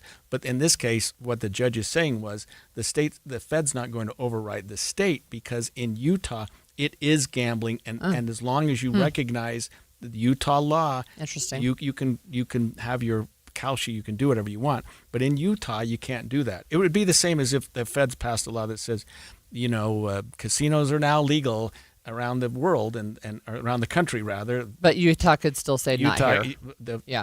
This ruling would seem to imply that the state of Utah can say, wait a minute, we don't want that here, and that's important for our state. Well, we're going to continue this conversation at 11:20 with the Attorney General, Derek Brown, who's going to join us on this. So thanks for that, Greg. Appreciate it. Yeah, he'll have a more interesting take on it than I do. Well, when we come back after the break, you're going to have to help me here because my computer's shut We're down. doing wildfires, man. So wildfire prevention has become a top concern for lawmakers at the federal level, speaking of federal level. So we're going to talk about a bipartisan effort to prepare our forests for wildfires coming up next. This Friday from 10 to 1, the movie show comes to Sound Sleep. But first, take time to learn about a better night's rest. Sound Sleep delivers oral appliance therapy that treats sleep apnea without the use of CPAP machines. They're professionally fit, warranted, and covered by most major medical insurance. End the days of a poor night's sleep. With offices from Clearfield to St. George, Sound Sleep will help. Call Sound Sleep at 801-716-8672 today. We have in studio with us Russell Fawcett, co-founder of the Stern team of Amato Real Estate. Russell, I always appreciate you coming in and joining us. And I've got questions. We've been talking about back to school all week. So I wonder, is there any kind of slowdown? Are we moving into the off season? How are things in Utah right now? Yeah, so absolutely. Once school starts, we definitely see less casual shoppers. So in the summer, springtime, you get people out there that'll be a little bit more casual. July is historically one of our slower months, and it wasn't any different this year. We do typically will see a tick up of closings, but most of those people have already been out shopping, right? And so right now is when we start getting into kind of more of the third quarter, fourth quarter traffic. I guess I would have expected that people would want to get settled before school starts. And so July, June, May would be big months because, hey, let's get the family moved. Let's get settled so that when August comes, we're in the new school district. Is that so you see May and June definitely are kind of the results of springtime. July, especially in Utah with two holidays, 4th of July, 24th, you see a lot of people that are gone, and then you see that kind of, I think, human nature, the procrastinators come out, and everyone's trying to get closed and into that house before school starts. So are you saying August is a good time then, right now, for the real estate market in Utah? So again, you have typically our prices actually typically peak around this time. And so it's a good time, but there is, for inventory, you're going to see a lot more inventory now in kind of over the next couple months. Interesting. We've only got a few seconds left, Russell, but right now, is the market still pretty good for sellers? Yeah, so it is kind of one of those markets that it is balanced. So depending on the house and the neighborhood, it can be good for a buyer or seller. All right. Thanks, Russell. In about 15 minutes, we're going to talk about the fall season and what that means for buying or selling a home here in Utah. Thanks. And Doug. Limu and I created a trick to help you remember that you can customize your car insurance and save with Liberty Mutual. You see, the shirts Limu and I wear are yellow, and yellow is the color of lemons, and lemons grow on trees, and trees provide oxygen, and oxygen helps us breathe, and breathing is how you live, and you can live more life when you save money by customizing your car insurance. I agree, Limu. It's really quite simple. Only pay for what you need at LibertyMutual.com. Liberty, liberty, liberty, liberty. This is the story of the one. As a maintenance engineer at a beverage manufacturing plant, he starts his day knowing every line is ready to run because Grainger delivers the industrial-grade products he needs to keep mixers, conveyors, and packaging equipment moving. With Grainger's vast selection of bearings, belts, and motors, he keeps operations running smoothly, so nothing grinds to a halt. Call 1-800-GRAINGER, click Grainger.com, or just stop by. Grainger, for the ones who get it done. Over the years, you've brought them into your home. You were prescribed opioids after the C-section and after Dad's back injury. They helped when you were in pain, and you held on to them just in case. But did you know holding on to unused opioids puts your family at risk? Trouble with opioids can start at home with unused medicines such as pills, patches, and syrups. You can remove the risk and protect your family. Find out how at www.fda.gov/drug disposal. Trying to make sense of the markets? Looking to diversify out of all the craziness? Thinking about tangible assets like precious metals? Listen to The Gold Show with Walt Phillips right here on KSL at 3 p.m. Sunday afternoons. Stay up to date on retirement trends, how the IRA rollover process works, and why investors are turning to physical gold. Walt is a national talk show host with decades of experience in the markets. Tune in for Walt's Insights and The Gold Show this Sunday afternoon at 3. My name is Dale Pazinski. I volunteer with United Way to help the homeless in my community learn computer skills and build a basic resume. I don't just wear the shirt, I live it. Give, advocate, volunteer, Live United. Go to liveunited.org. Brought to you by United Way and the Ad Council. Any Hour Services can make sure your AC keeps you cool this summer. Whether you need a tune-up, repair, or just a second opinion about replacing it, call Any Hour Services or visit anyhourservices.com. And expanded Inside Sources. It is not very often that Congress can come together cross party lines to get something done, but they have found an issue that there's largely agreement on. It's the ongoing wildfires around the country. It might have lit a little bit of a fire into lawmakers.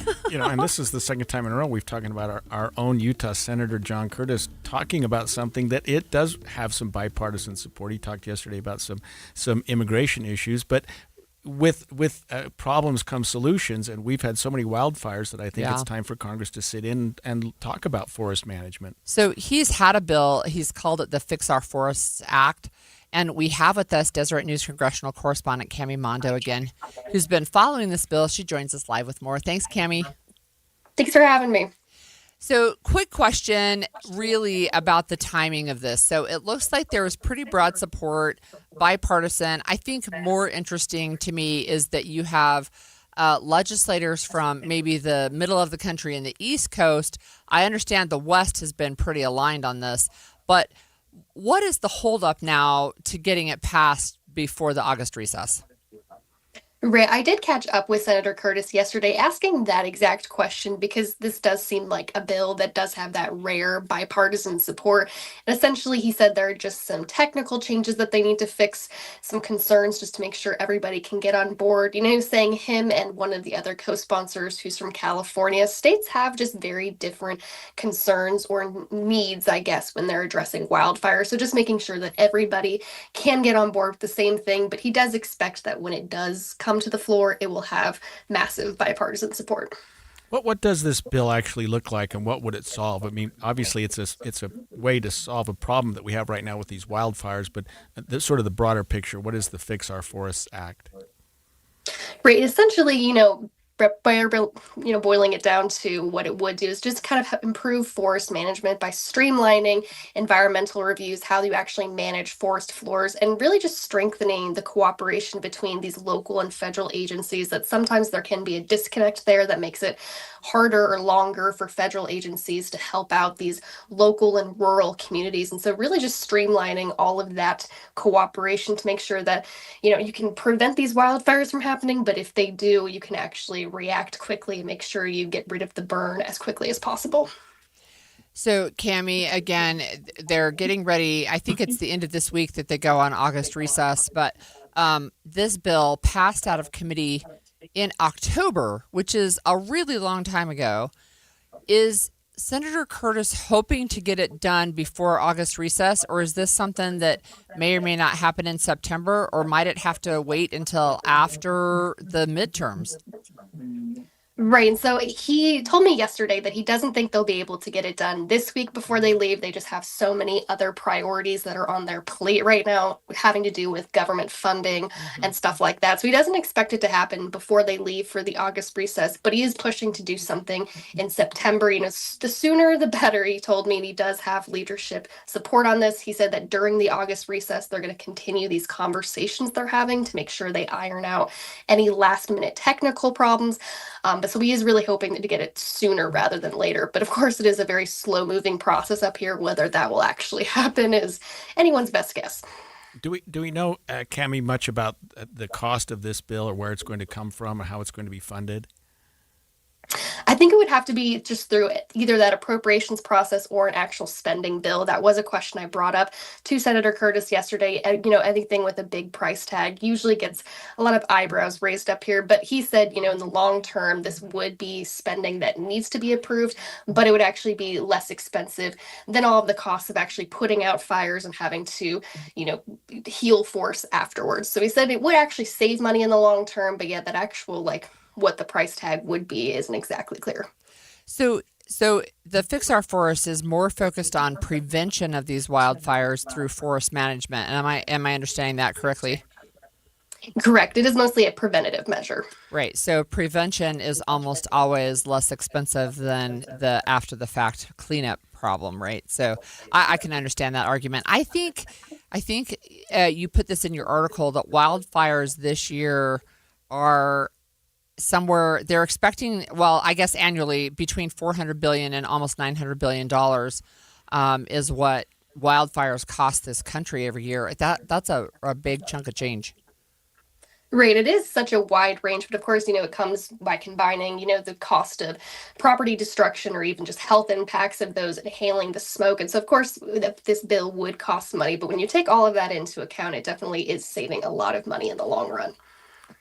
Cami, you touched on this a minute ago, but I mean, given the breadth of the wildfires this year and the fact that it's almost consuming us constantly, and the fact that this came out of committee by John Curtis's, I'm looking at quote 18-5.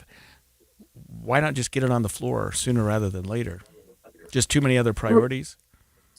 Right, and especially right now, of course, right now the priority is just getting the government funded. That deadline is until October 1st, but they're trying to get ahead of that deadline. There are just a lot of other pieces of legislation that Republican leaders want to get through. You have that supplemental military funding. And so finally getting something to the floor as a finished package does usually take months and months of work, especially when it's such a big bipartisan package to make sure that it actually can get across the finish line. And so I think with those technical changes, they're still ironing out. They want to make sure that it is a perfect or as perfect product as they can before they put it up there. So, Cami, can you tell us a little bit about his California co-sponsor, who I think is a Democrat?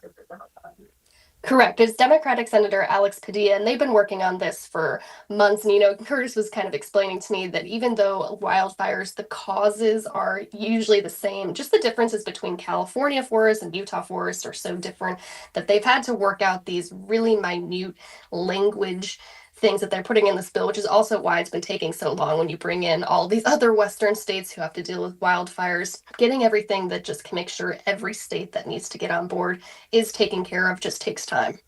Cami, can I ask you a question that might be, it's a little bit off topic and maybe you're not ready, but we talked to Senator Curtis yesterday about a bipartisan legislation that he's working on in terms of almost like a workers' bill for immigration, for immigrants. Do you know, have you heard much on the Hill about that, or whether there's much momentum for that type of bill? Because he did have a Arizona Democratic Senator Kelly, I think, Mark Kelly, that was on board with it. Right. And with that kind of bill, I think you will get a lot more Democratic support, probably. It is something that I've heard just from other sources as they've kind of digested this issue, that it is a very complicated matter. And obviously doing anything that would let states do their own process for this kind of thing, it's very difficult. Utah obviously has a model that John Curtis would like the country to kind of adapt to. Of course, that could just be longer. You probably won't see that make much movement up here, especially with Republicans who they kind of equate it to what they call amnesty, and they don't want anything to kind of look like that, especially before the midterms. And so I think you'll probably get more Democratic support on that rather than Republicans jumping on right away. And then, Cami, I've got a question about just process stuff. So there's a midterm election. My understanding is D.C. works on a 2-year cycle, and so anything not passed by December 31st, will they have to reintroduce every bill again in January? Is that how that works? Yes, it is. And usually we see that a lot, especially with, with the Fix Our Forest Act or stuff. You've seen different iterations of these bills. They do have to be introduced. They can be the exact identical bill. I mean, even with the Save America Act or formerly Save Act, that's been introduced in previous Congresses. And so they do have to be reintroduced just to be in what they call this session of Congress. But there don't have to be any changes. And usually that's it's kind of more paperwork than anything else. All right. All right. Well, thanks, Cammie, and thanks for always being there to help us on issues like this. I hope you get to take an August recess also, Cammie. Yeah, that would be nice. Okay, Cammie Mondo, Deseret News congressional reporter. Senator Curtis is really crossing the aisle. 2 days in a row, we're talking about the things that he's been involved in that are really. But I see his press releases about legislation. And I think every single one has been bipartisan. I think every single one he has found a Democrat that will support him on the issue that he wants to put forward. He likes to pride himself on being pragmatic and actually getting things done. So I like that from him. Good for him. Okay, coming up, back to school with Inside Sources. Yay, we've had special coverage all week. And after the break, we're going to talk about ways technology can help your family prepare to send the kids back to class. Stay with us for more after news, traffic, and weather. 10:30 at KSL News Radio. I'm Andy Farnsworth. KSL's top local story this hour. Harriman police are warning both current and former residents of someone impersonating the police department to try to scam residents out of money. They say the person claiming to represent Harriman City Police has managed to spoof the department's number, which means that the call can look like it's coming from a legitimate number. They say if you ever receive a phone call that seems suspicious, it's a scam, and you should ignore the call. They also say you should check with the police to be sure. Salt Lake City Mayor Erin Mendenhall is responding to calls for the Gilgal Sculpture Garden to become a protected local landmark. She says the city has started the process to get the designation, and it'll start with a public hearing tomorrow. The park is in East Central City Park and a spot she calls the only visionary art environment in Utah. Our top national story this hour from ABC News, progressive candidate Dr. Abdul El Sayed appears to have narrowly outlasted moderate Representative Haley Stevens in the Michigan primary. ABC News political reporter Avery Harper says it's apparent El Sayed's message resonated with Michiganders. But what it does say is that there is definitely a desire for an outsider candidate, someone who is espousing some of these progressive ideals. You know, I was on the ground in Michigan, and every time you go to a campaign event with Abdul El Sayed, he begins with a very simple motto: getting money out of politics, putting money in your pocket, and Medicare for all. Now El Sayed faces Republican Mike Rogers in the November general election for an open seat being vacated by retiring Senator Gary Peters. Your money at this moment, the Dow up 442 points to 54,528. Coming up, we've got warmer and warmer and warmer as we go towards the weekend. KSL weather is next. KSL News Time, 10:31. A reminder about the simplest way to get updated for your day. Hit your KSL preset when you jump in the car, and we'll take care of the rest. Hear key news updates and traffic reports. Andy and Amanda from 5 to 9 in your car. KSL News Radio at 102.7 FM.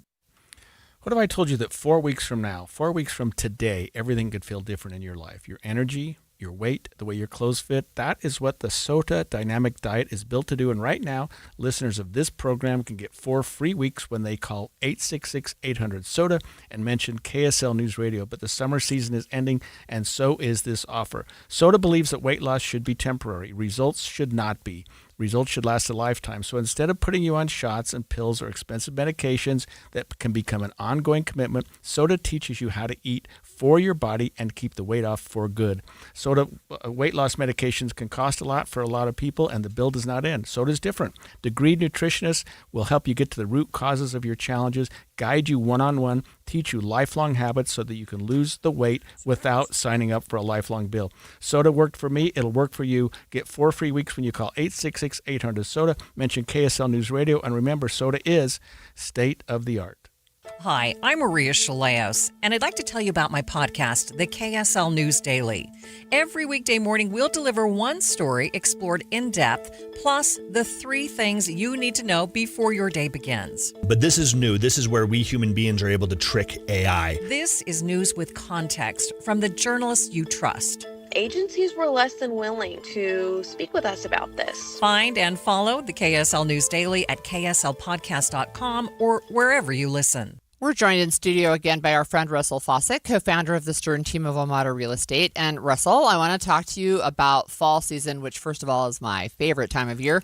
What does that mean for the housing market, though? Maybe when you said July is maybe a little slower, I'm thinking it's got to be the heat. I don't want to go out in the heat. Absolutely. Right now it's super hot, right?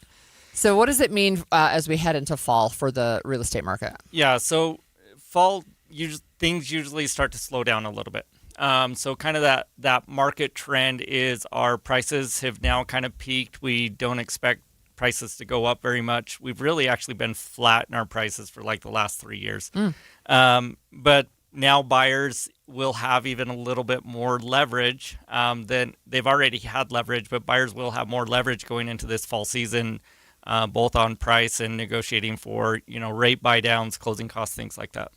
Where are we with respect to first-time home buyers? And I know this is kind of a broad question, but it seems like our legislature and some of the cities and jurisdictions are really doing what they can to help first-time home buyers. What do you tell first-time buyers when they're entering the market in terms of what's available and what does the market look like? Yeah, so we definitely, depending on where they're looking and kind of different cities will have different grants. So we do want to, get them with our mortgage professional, have them sit down, go through every single option to see if there is an option, whether it's, a grant, whether it's just a first-time homebuyer program with no money out of pocket.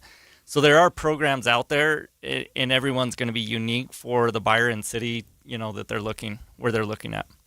So what advice then do you give to sellers as we head into the fall market? And yes, please come with cooler temperatures. Yeah. So really, kind of my advice for sellers honestly doesn't really change. It's going to be about pricing and condition. So if they want to get top dollar for their home, we need to make sure that the home is move-in ready, because we do have a tale of two markets. If your home is priced well for the condition it's in, we can more than likely see multiple offers. But if you overprice your home for its condition, even by a little bit, it's going to sit and it's not going to sell until we get it to the right price. All right, thanks, Russell. In about 15 minutes, we'll talk more about the Stern team and what they can do to help you buy or sell a home any time of year.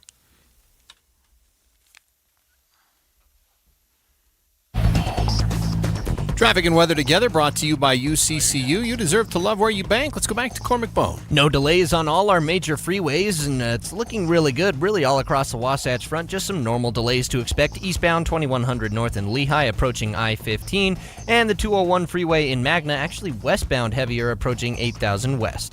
Visit Cerrone's Summer Warehouse sale Saturday, August 8th, 11th to the 6th at Bountiful High School. Save up to 70% off luxury blankets, baby gifts, and more. Celebrate 20 years of comfort with Cerononi. Cormac Bone in the KSL Traffic Center. KSL weather today, sunny, highs in the mid-90s. Some patchy smoke's going to come in to bring air quality down to some moderate unhealthy ranges. Temperatures increase, though, up to a high as 103 on Friday and Saturday. Right now, it's fair and 79 degrees in Salt Lake City. I'm Andy Farnsworth from the KSL Common Spirit Health Studios. Listen online at kslnewsradio.com. We're Utah's news, traffic, and weather station.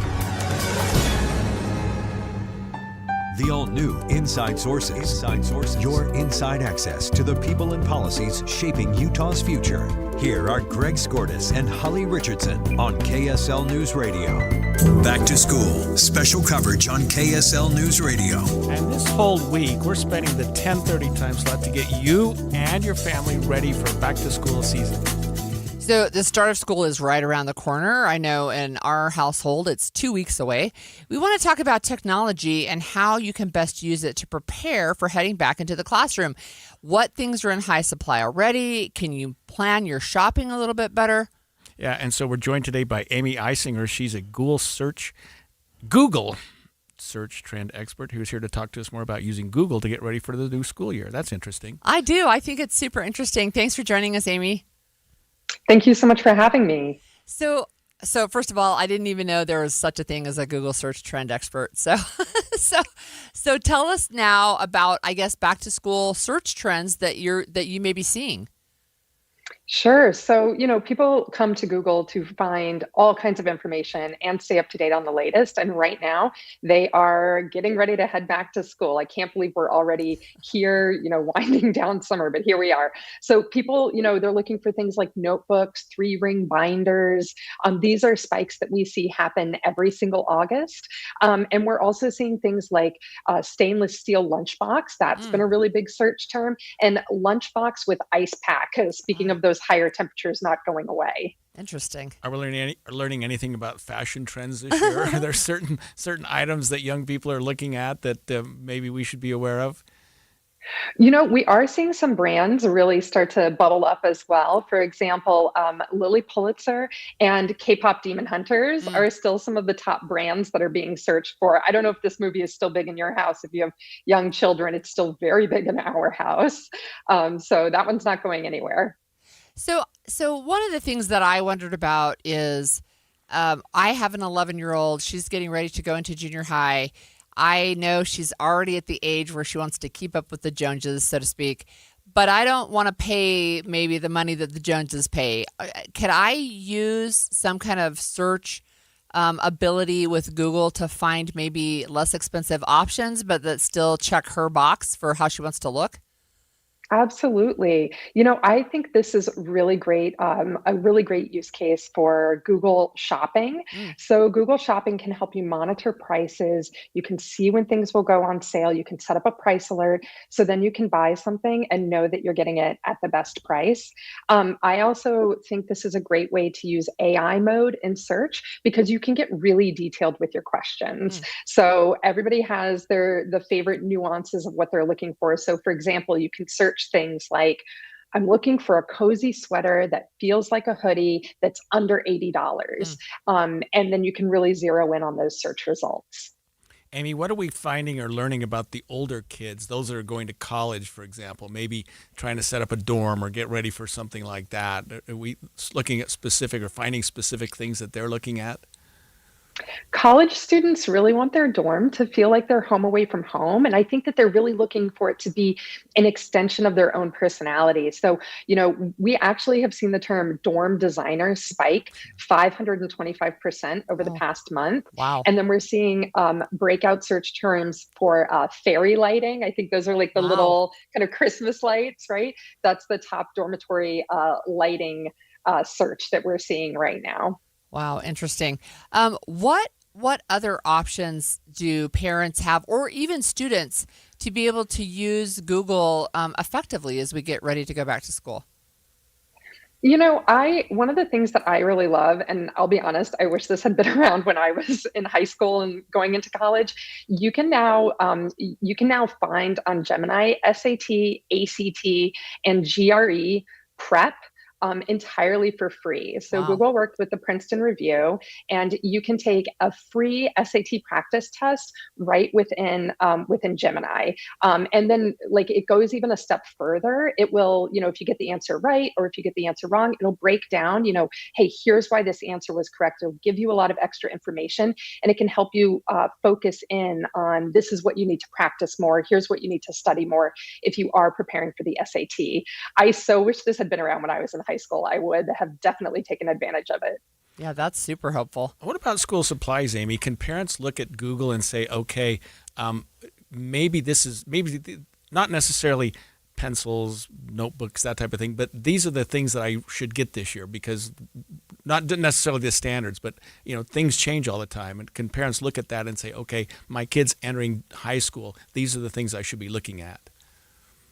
Absolutely. I think that if you're searching around for, what are the most common things that a student might be needing as they enter into, high school or as they enter into college, you'll be able to find a lot of information there. And if you're using, Gemini, for example, Gemini can help you make a targeted shopping list, right? So that you've got a really comprehensive, detailed list and you don't forget anything when you get to the store.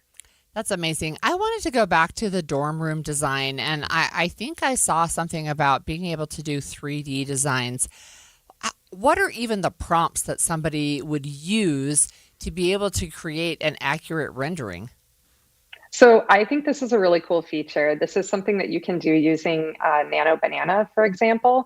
So if you are, you know what your dorm room is going to be like or what it's going to look like, you can take a photo of it, and then you can ask, using Nano Banana AI imaging, right? You can ask, hey, put a rug in this room, put a pink rug in this room. Hey, let's imagine this room with a floral wallpaper. You can go through and design the entire room and get an idea of what it's going to look like before you even set foot in the room. So a pretty cool design tool at your disposal. And it's called Nano Banana?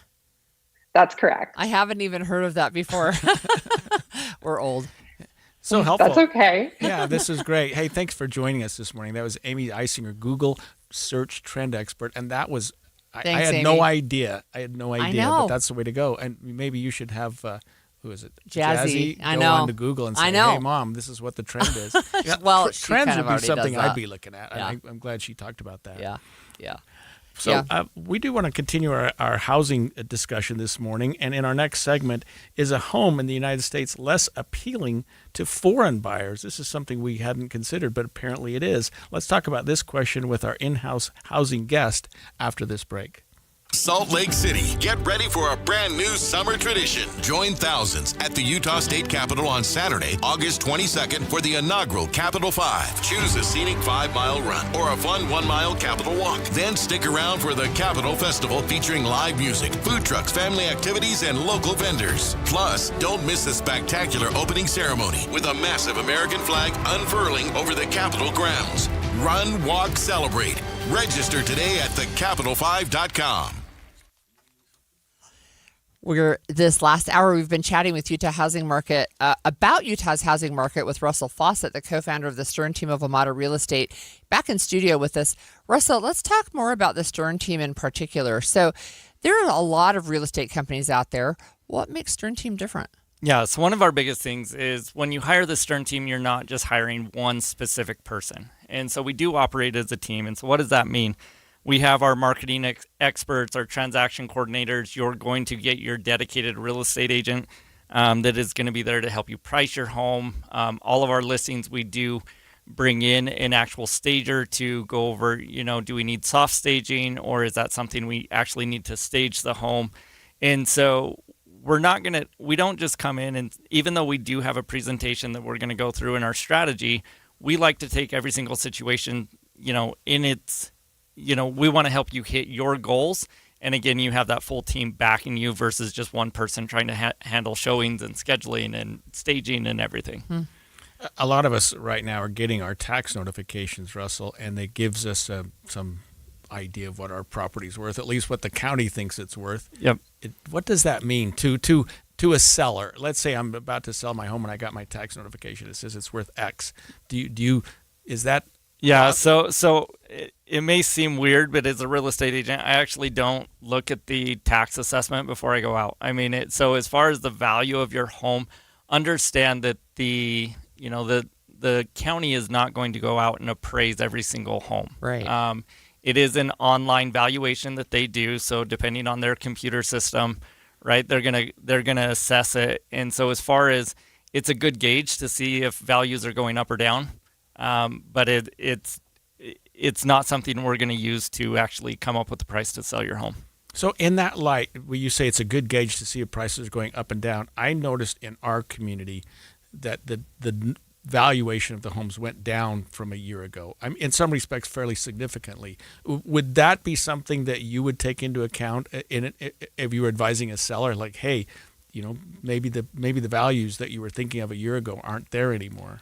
No, because I'm going to price based off of really the last 90 days worth of activity. Okay. And so if you look at it, even if you were to go, let's say your taxes actually went up, right? And you're like, hey, this feels really high. We have to use data from 2025 in order to dispute those taxes because the taxes you're receiving are based off of 2025 data. And so we're going to have to go back now at this point 9 months to come up with comps to dispute it. And so, that's a different lifetime 9 months ago in real estate. And so we're not using that data just like we wouldn't use that data from 9 months ago to price your home today. Thanks, Russell. Look, you can learn your home's true value in 30 seconds by visiting sternteam.com to find out more. And stay with us because we're going to have an ongoing housing conversation when we come back. Do you know why more homeowners choose Any Hour Services for help when it's time to replace their air conditioners? What's up, everybody? I'm Mike Wilson with Any Hour Services, and the main reasons people choose Any Hour Services is because of our people, processes, and convenience. People tell us all the time that there's just something different about having an Any Hour Services technician in their home. That's why our over 23,000 Google reviews mention our technicians by name. Another reason is our 7-step install process that we call the Any Hour Difference. It all starts with a needs analysis where you explain what you like and dislike about your current system. This helps us design and size a system that fits your comfort and efficiency preferences as well as your home's airflow requirements. As for convenience, most of our installs are completed in one day. We also have flexible, no money down financing options available, even if you've been told no in the past. So if you've been thinking about getting a new air conditioner, call Any Hour Services and schedule a free estimate today. Google Any Hour Services or schedule online at anyhourservices.com. No one helps more homeowners than Any Hour Services. Wait, everything on this IHOP value menu is just $6? I told you it was amazing. A huge plate of pancakes, bacon, and eggs is just $6. Wow. There's also French toast, a ham and cheese omelet, and oh, they got a BLT and fries now. Okay, we're coming here every day. You don't have to tell me twice. Feast for just $6 with the IHOP value menu. $7 in some locations, available every day for a limited time at participating restaurants in the U.S. Hours may vary. No substitutions. Not valid with other discounts or promotions. Prices may vary. Get in the zone, AutoZone. John's day is off to a slow start. So he heads to AutoZone, where he can get a battery for under $100. Lonnie, a local AutoZoner, tests his battery for free. Looks like he just needs a charge. And Lonnie does that for free too. In no time at all, John is back on the road. Ready to finish the day strong. Free battery testing and charging at every store. No hassles, just help. Get in the zone, AutoZone. Restrictions apply. So I wanted to... An expanded Inside Sources. The music. Yeah, there you go. What's up with that? I wanted to skip the music because I'm so excited to talk to Russell Fawcett about this, some of the assessments. So I do want to tell you, my husband and I just got a tax assessment for $5 because the developers who put in houses behind our house did a quick claim for a tiny strip of property behind our house by the sidewalk. And so now we owe $5. So tell us about the assessments. What was your question, Greg, where you were going with that? Yeah, I mean, we talked about it a little bit and you answered it, but I mean, it just seems like in our area, assessed values plummeted over the last year. I don't know why. I mean, it was great for us for tax-wise, but a lot of us think, well, wait a minute, my house is worth more than that. You know what I mean? Like, you're certainly not going to contest it. Right. But do you think people put too much stock into their assessed value when they're either buying or selling a home? I do. And again, kind of the major reason is it's not, that detailed appraisal. And so I go back to, if you're looking to contest the value, one of the best things to do that is in the year that you buy it, if you have that appraisal in the settlement statement, I mean, that pretty much says what the value was, right? And that's one of the best forms to be able to contest it. So if your value went down, again, it could be an indication of that's actually what happened, as far as in your neighborhood or in your area. It could just be that, I mean, that's the algorithm the computer used, and that is one algorithm. I look at Zillow's algorithm. I use, we look at what appraisers use. Honestly, I don't look at what the county uses because we don't use that information when pricing or making an offer with buyers.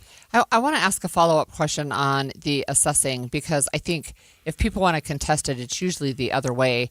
What should homeowners know if they feel like they got a valuation that was way too high, for example? Yeah, so one of the things, the first thing is don't panic. And I will say, though, is you're looking at it, so your assessment is made up of what is the value, but then also, the assessed rate for the county.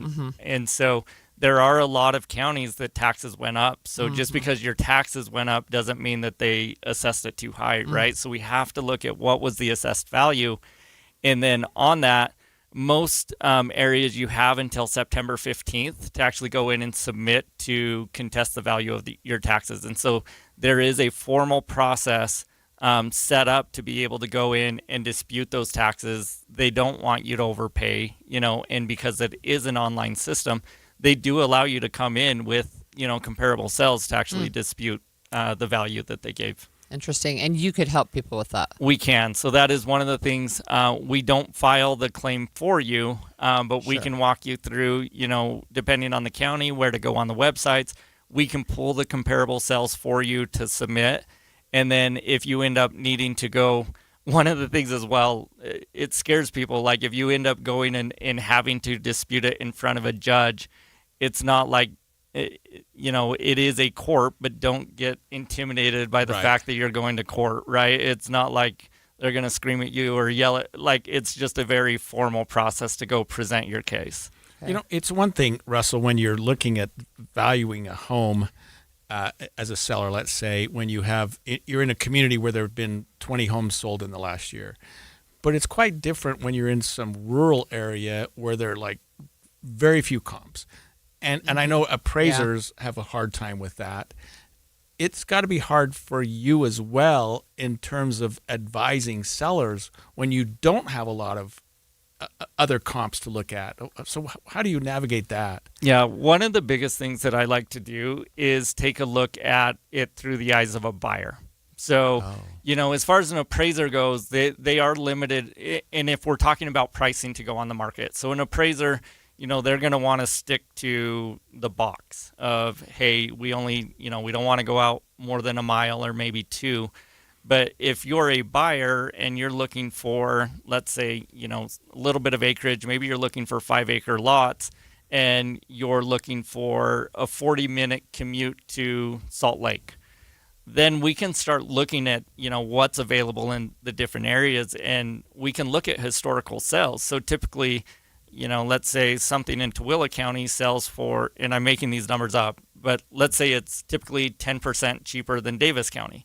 Like, we can use that data and pull a comp that wouldn't make sense in an appraisal, but would make sense to price it against when coming up with the actual value. And that's one of the things at the Stern team. We use a ton of data when pricing to make sure we go on at something that actually makes sense. And we are looking at what are the options the buyers have, and make sure we're comparable with, where a buyer might be willing to pay.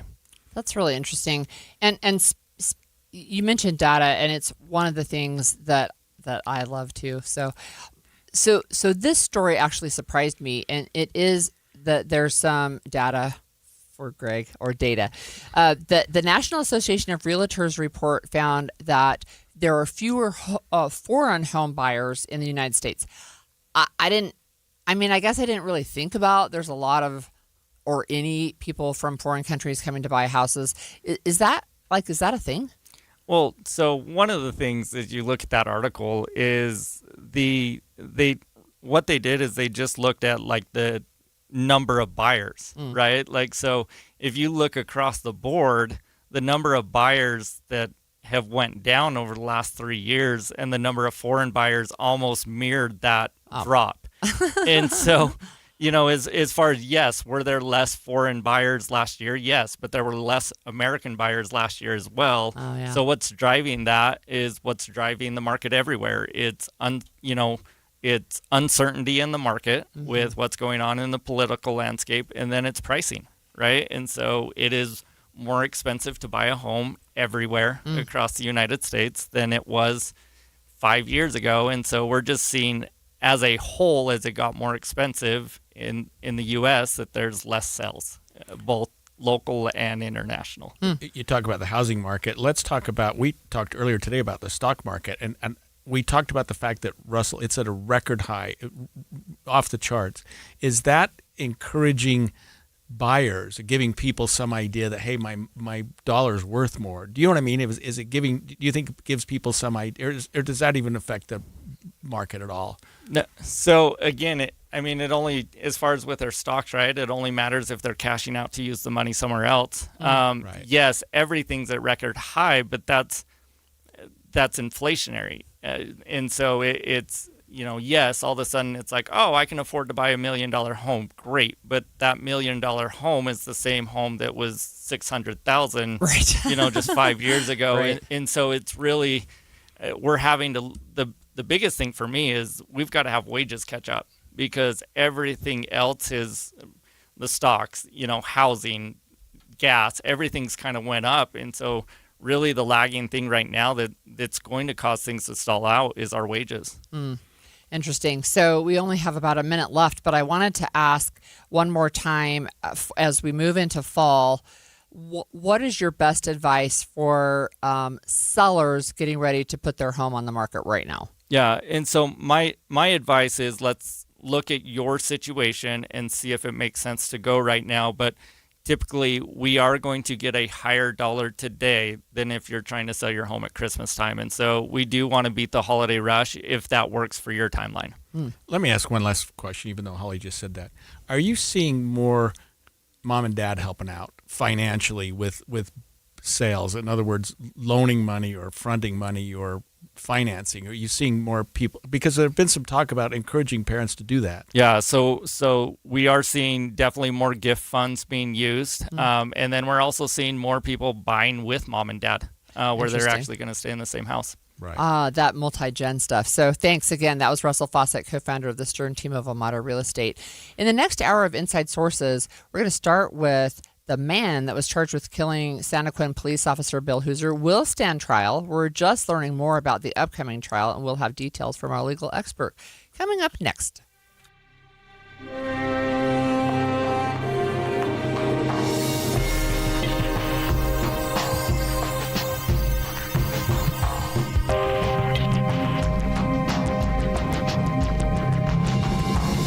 KSL FM Midvale. KSL Salt Lake City. From the KSL Common Spirit Health Studios, this is KSL News Radio. Utah's news, traffic, and weather station.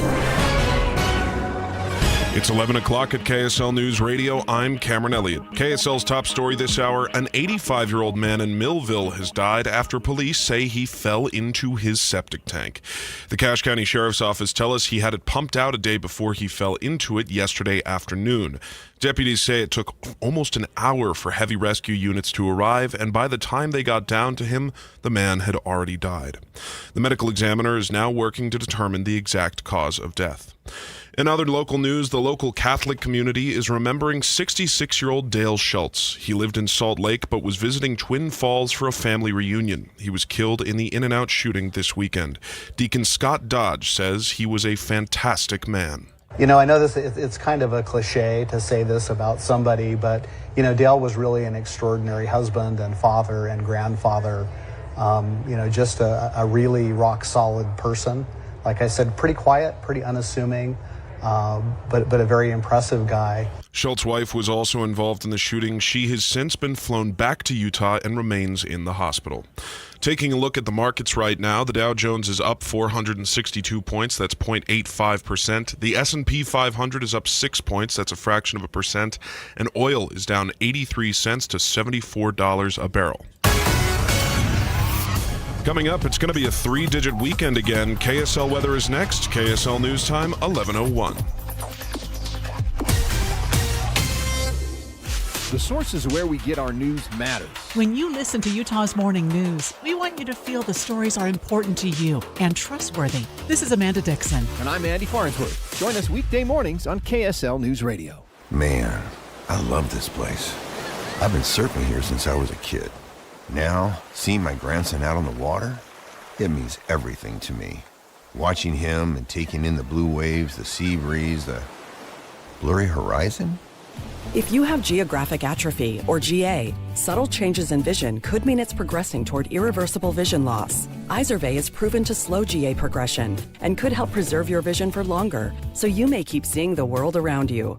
Izervay, or avacincaptad pegol, is an eye injection. Don't take it if you have an infection or active swelling in or around your eye. Izervay can cause eye infection, retinal detachment, or increased risk of wet AMD. Izervay may cause blood in the white of the eye, blurred vision, or a temporary increase in eye pressure. Do not drive or use machinery until vision has recovered after an eye injection or exam. Ask your retina specialist how you can slow your GA with Izervay. To learn more, call 1-855-IZERVAY or go to izervay.com. Paid for by Astellas Pharma. 911, tell me exactly what happened. My son and his wife and their 2 children haven't responded. Susan Powell disappeared on a snowy morning in 2009. Your wife is missing, Josh. Yeah, but And you want to think about it for a couple of days? The podcast, Cold, has gone deep on these kinds of stories. I'd had this overwhelming feeling that he had done something to her already. Clearly, something happened on that couch because he cleaned it. Find and follow Cold wherever you get your podcasts. All the talks we've had over the years, including what you've told me about not using alcohol and other drugs, they stick with me. And believe it or not, they really do make a difference, especially at times that matter most. Hey, want a drink? No thanks, I'm good. So thank you, Dad, for talking and preparing me for what's ahead. Thank you for talking. For more information about talking with your kids about underage use of alcohol and other drugs, visit underagedrinking.samhsa.gov. Traffic and weather together brought to you by UCCU. Learn how to save more this summer at UCCU.com. Here's Cormac Bone. We are seeing a good drive on the Valley freeways. If you're traveling I-15, no problems north or southbound between Ogden and Provo. We did have a report of a disabled vehicle getting moved out of traffic eastbound on I-215 South Belt just after the I-15 junction, but it's now out of traffic, so you're not going to see any delay going through Murray. For a limited time, tickets for most Utah Symphony, Utah Opera performances are $29 or less. So don't wait. Prices go up after August 15th. Ricky Meese in the KSL Traffic Center. Right now, we're looking at highs in the high 90s for the next day or two until Friday, when temperatures are going to jump back into the low hundreds. They're going to stay there till Monday, when it drops to 98 with a chance of rain, and 96 on Tuesday with a 30% chance of rain. Right now, though, it's 82 degrees and fair in downtown Salt Lake City. I'm Cameron Elliott from the KSL Common Spirit Health Studios. Listen online at kslnewsradio.com. We're Utah's news, traffic, and weather station. The all-new Inside Sources. Inside Sources. Your inside access to the people and policies shaping Utah's future. Here are Greg Skordas and Holly Richardson on KSL News Radio. Well, we've got some developing news out of Utah County. Michael Aaron Jane, the man accused of killing Utah Highway Patrol Trooper Bill Hooser in May of 2024, has been ordered to stand trial after a preliminary hearing that started on January 6th and continued through March 26th. So, first of all, I have so many questions, but we weren't hosting yet this show when he was killed, but certainly I followed the story. It was really just awful, and my question is, why has it taken so long? Well, it's a death penalty case, and it's a very difficult case for Utah County. And additionally, the defendant has been a little bit difficult to deal with. I think he's fired his attorneys at least once. This did happen on May 5th of 2024. There were 2 Highway Patrol troopers who stopped Michael Aaron Jane, who was driving an 18-wheeler. He was with a woman. She claimed that she'd been held against her will. He turned the truck around, hit the officer, killed the officer, and then there was a high-speed chase that I think ended up in the Uinta County Vernal area before he was stopped. So he's been charged with aggravated murder, 2 counts of attempted aggravated murder, aggravated kidnapping, first-degree felonies, 3 counts of theft of a vehicle, blah, blah, blah. There are a number of counts, and it took a while. But it's been because, I mean, you look at the Tyler Robinson case, when you deal with death penalty cases, when the state chooses to do that, and I don't want to get on a soapbox here about the death penalty, but when you bring a death penalty case, you just open up the floodgates to every single potential motion that you can, because a defense attorney is literally, and I've done it from both sides, trying to save someone's life. Well, so even it's more than 2 years since this occurred. Yeah. But the preliminary hearing was in January. I mean, I guess part 2 was in March, but still, that was many months ago. Why did it take so long for the judge to say, okay, yeah, we're going to have a trial? That's a good question. The judge may have allowed, after the March 26th preliminary hearing, where there was 2 dates, for each side to submit their briefing on why they thought it should or shouldn't be bound over. He also issued a 16-page order on what the evidence was in his mind that caused him to issue the bind over. And of course, we've talked about preliminary hearings. Right. We think of them in the criminal justice system as being just a format. Here we have enough evidence to take this to trial. Go to trial. Mm-hmm. The judge is deciding the evidence in the light most favorable to the state. It's the state's burden. It's a very low burden. We expect that 99.9% of cases that go to preliminary hearing are going to be bound over. Nonetheless, because there's a record kept and because this is a death penalty case, that hearing is going to be scrutinized and it's going to be looked at 10, 20, 30, 40 years from now. If you look at the Carter case and other Menzies, let's look at these cases and say, was he given the right options? Was he given the right procedure? Was he given his rights for a preliminary hearing? Because in most cases, it's just, hey, state, put on your case. Is there enough evidence to go to trial? But in a death penalty case, we also allow the defense to do what we call discovery. We allow the defense to do a little bit more digging into the state's case because usually, Holly, we think of a preliminary hearing as the state's show. Okay, judge, here's our case. Do we think we have enough evidence to go to trial? And the defense kind of sits there, okay, that sounds great. Right. But in a preliminary hearing on a death penalty case, we allow the defense to get deeper into cross-examination. We allow them to even call witnesses if they want, and they did that in the Tyler Robinson case. So it's just a much more involved process. So tell us again. So the judge has said, okay, it's actually going to go to trial. Has he set a date? Is it any time in the near future? Yeah, so what happens is this. It's formality, and it drives people crazy. So he hasn't even entered a plea yet. Oh. You can't enter a plea until there's been a preliminary hearing, and then there's a bind over, and then you're set to stand trial. Then they'll schedule what's called an arraignment. Right. How do you plead? Not guilty. They'll say it 7 times. And then the judge will say, what do you guys want to do? Well, let's set a trial. Well, let's say motions have to be, let's say there's an arraignment, August 15th, just to set a number. Let's have motions filed by October 15th, responses by December 15th, argue January 15th. We'll schedule a trial. It's a ways. Yeah, we'll schedule a trial preliminarily in June. But that may get bumped.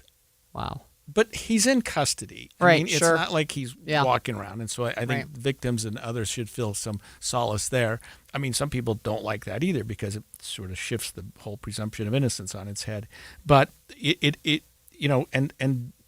this case, there were also there was a lot of scrutiny on his mental state. What was going on with him at the time, and did he act intentionally or knowingly? So there was a lot more involved there. The reason I mention that is that will be the subject of a lot of work between now and the trial into his mental state, trying to find out what makes him click. So our own KSL story on this indicates that the defense is saying it shouldn't be a death penalty case because it wasn't intentional. Right. It sounds to me like maybe not only mental health, but if they're saying it wasn't an intentional murder, are they admitting that he really did kill the sergeant? Well, I guess that goes without saying. They're probably saying, okay, he was operating the vehicle that caused the death of the sergeant, right? But he wasn't operating it in a knowing and intentional manner. He didn't cause the death intentionally. He's arguing that he was having hallucinations. He was having delusions. How would you prove that? Well, you're going to have a doctor go examine him, and you're going to have to find out what was going on. And I know where you're going. I'm just here. asking. It's a hard thing to determine what was going on in a man's head in May 5th of 2024 when you're examining him on May 5th of 2027, which is probably about when it's going to happen.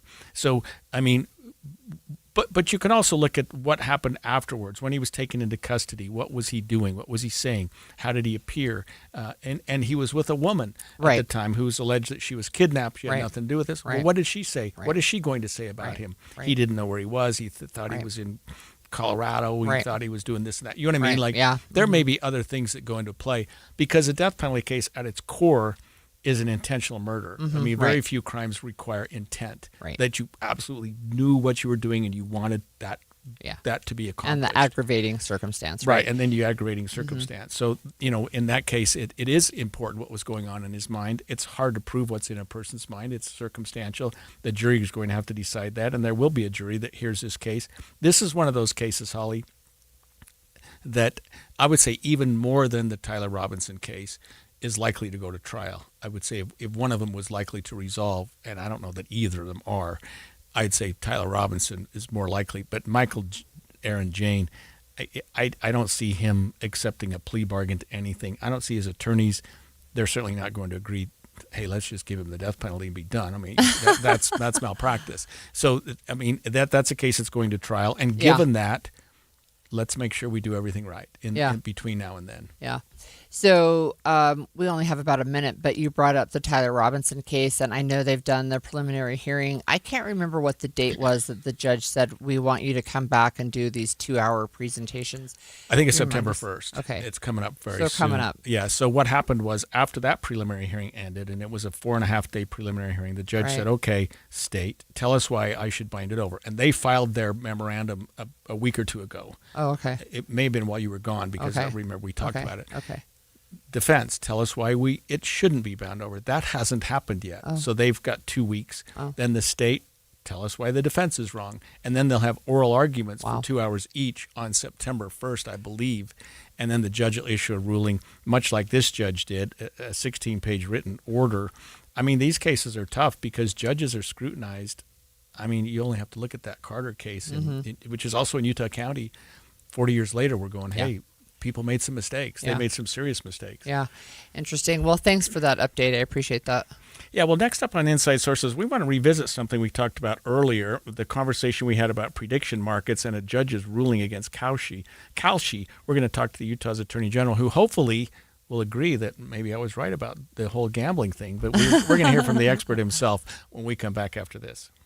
If you're ready to buy a home or sell a home and you're worried about the current real estate market because of what you've heard from some of your friends or family, well, we're here to tell you that you really shouldn't be worried because now is a great time to buy and sell with our friends at the Stern Team, powered by Almada Real Estate. And here's why. Buyers have more options due to increased inventory, which gives them the power to negotiate for repairs, interest rate buy downs, and closing cost assistance. While at the same time, sellers are still getting top dollar for their homes, with home values that are higher today than ever before. So whether you're looking to buy or sell, the current real estate market presents a win-win opportunity for both buyers and sellers. But you still do want to make sure that you're working with a team of real estate experts you can trust that can get you some great results. And that's our friends at the Stern Team, powered by Almada Real Estate. They have helped thousands of Salt Lake City homeowners, and they're ready to help you. To get started, just go to thesternteam.com. That's thesternteam.com, or Google The Stern Team. I'm back to doing what I love and more, thanks to the Good Feet store. Does it feel like someone's stabbing a knife into your heel? Or does your lower back give you problems as the day goes on? The Good Feet store wants to help you like we helped Ann. Every time I stood up, pain just shot up my legs. Fortunately, I found the Good Feet store. I went to them after my doctor diagnosed me with plantar fasciitis. And now, thanks to the Good Feet store, I'm 100%. Wouldn't it be nice to get back to doing what you love, like Patrick did? I was in constant pain. Somehow my fiance and I found our way into the Good Feet store. Put my foot on the arch support system. I put them in my shoes, my back, my knees, my ankles. Thank you. Thank you, everybody at the Good Feet store. You gave me my active life back. Learn more or schedule an appointment at goodfeet.com and come in and get your free personalized fitting at the Good Feet store. We have locations in Farmington, Riverton, and Sandy. Thanks to the Good Feet store. 1-877 Cars for Kids. KARS Cars for Kids. 1-877 Cars for Kids. Donate your car today. 1-877 Cars for Kids. KARS Cars for Kids. 1-877 Cars for Kids. Donate your car today. Ready to get rid of that old car? Donate it to Cars for Kids. Call 877-CARS-4-KIDS to speak to a friendly live agent. Donation is super easy, and your car can be picked up as soon as tomorrow. Go to cars4kids.org now, or call 877-CARS-4-KIDS to donate your car today. 1-877 Cars for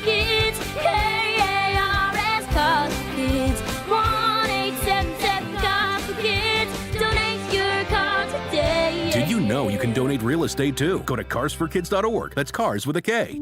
As veterans, we're no strangers to helping others.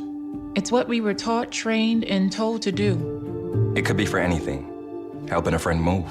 Listening to a fellow veteran for hours, at any hour of the day. Or just simply making time for people. A neighbor, a loved one, or even a stranger. We're often the first to help others. There's no question about it. But we do have one question for the veterans listening. When was the last time you reached out for help? Perhaps it's time to do for yourself what you would do for others. If you or someone you know needs resources, whether it's for stress, finances, employment, or mental health, don't wait. Reach out. Find more information at va.gov/reach. That's va.gov/reach. Brought to you by the United States Department of Veterans Affairs and the Ad Council. The IRS finally caught up with Louie. I hadn't paid my taxes in 8 years. I owed the IRS a lot of money. Louie was in deep trouble. We're going to take your house, put a lien on your bank account, garnish your pay. They don't care. They're going to take your paycheck. Louie found out about Optima Tax Relief, the leading tax resolution firm. A-plus rated by the Better Business Bureau, they've resolved over $3 billion for their clients. Optima Tax, they helped me. They calmed me down. They made me feel comfortable, and I trust them. Louie has a lot to be thankful for. I don't owe the IRS anymore, and I'm able to live a comfortable life, a lot better life. It was because of Optima Tax. For tax help you can trust, call Optima now for a free consultation. Take it from Louie. If you owe the IRS, don't go it alone. Give Optima Tax a call. They can help you. Call 800-343-6460. 800-343-6460. 800-343-6460. Optima Tax Relief. Testimonial from an actual client. Some restrictions apply. For complete details, please visit OptimaTaxRelief.com. All in together now. We can make it better. Can we do it? We rope it up. Because we know how to jump. Moving and eating better every day can help make you and your kids healthier. Search We Can online to find out more. A message from the Ad Council, HHS, and NIH's We Can program. Let me ask you a question. You have a best friend? How big would it shock you if somebody told you that your best friend just killed somebody? 911, what's your emergency? Someone on the other line said they kidnapped my son, and they're demanding $500,000. I've asked myself so many times, what in the world happened? Ransom is available now. Listen at ransompodcast.com or wherever you get your podcasts. Inside Sources. Inside Sources. I have learned so much about prediction markets over the last year or so, especially as Utah's cracked down on this kind of gambling. Yeah, earlier in the show, we did talk about a judge's recent ruling that was against Kalshi sports betting contracts here in Utah. They are considered gambling. You know, one thing we do have in Utah, and some states have limited gambling. You can do this. You know, we can have a what's it called? A lottery. A lottery. Why did that go out of my head? You know, there are certain levels of gambling that are appropriate, and in Utah, we don't really allow anything. There are very few exceptions. Actually, I can't think of any exceptions. Gambling is strictly defined in our code, and so it was probably a little bit easier for a federal judge in Utah to look at Kalshi and say, hey, you know, it looks and smells like gambling. I'm going to say that it's gambling, and you can't do that, especially when it deals with sports prediction, because frankly, it is gambling. You know, when you're wagering something of money based on something for which there's an element of chance, and you could lose the money, that's a fairly, Derek Brown may differ with me, but that's a fairly straightforward definition of gambling in Utah. And, you know, people call me all the time about, hey, you know, we're doing a lottery to raise money for our school. We're raising, you know, does this count as gambling? This count as gambling, and I say, you shouldn't have asked me. Right. just do it, but don't ask. Because a raffle? Yeah, raffles are gambling. Oh, wow. One thing, if you recall, sometimes you'll see, like, let's say a fast food place that's having, you know, you can win a car. Sure. They will say the magic words, no purchase necessary. Because if there's no financial input, buy-in, right? Yeah. Then it's not gambling. Okay. So if you can go into, let's say, McDonald's, just for an example, is giving away a car, and you buy a Big Mac, you get an entryway. You can go into McDonald's and say, I don't want a Big Mac, but I do want an entry, and they have to give it to you. Okay. No purchase. That's what no purchase necessary means. Well, we do have The expert on gambling. I don't know if he wants to be called that. This is Utah Attorney General Derek Brown. Thanks for joining us, General Brown. Hey, thank you. I've never been introduced as the expert on gambling. Maybe the expert on winning against gambling companies. Okay, there we go. I'm happy. I'm comfortable with that. Hey, you had to be pretty happy with the judge's ruling yesterday. Maybe not unexpected though. Not unexpected, but very happy with it. I mean, this was a little bit unique because generally, as the Attorney General, I'm the one filing the lawsuits. This is one where they filed against me. Right. And so, I mean, basically saying, hey, you can't enforce your gambling laws in the state of Utah, and then standing up in court and basically trying to make the argument that someone betting on sports or betting on the weather or politics or when the second coming would occur or any of those things you can bet on Kalshi is not really gambling. I mean, it's like they do it, but it's sort of a wink and a nod. Ha ha, It's this legal loophole under the Commodities Exchange Act. And I'm just thrilled that a federal judge has said, no, Utah can enforce their gambling prohibition. I mean, so it's, it went even farther than I expected. And so this is really, from a legal standpoint, this is a clean sweep, and we're good to move forward. So let me ask you a couple of questions, because Greg was explaining to me earlier that the judge issued a summary judgment, which means the case is closed. Kalshi has already said they're going to appeal. But what happens between now and then? Are you now saying we're going to make sure that this new law actually does go into effect and is implemented in Utah? What does that look like? Well, first of all, the law is already in effect. The law prohibiting gambling. Okay. There wasn't any kind of stay. What they were basically saying is, hey, the federal government preempts Utah's ability to enforce its law on these issues. And in fact, the legislature earlier this year passed very specific laws. Representative Elison introduced some language dealing with what are called prop bets, proposition bets. Mm-hmm.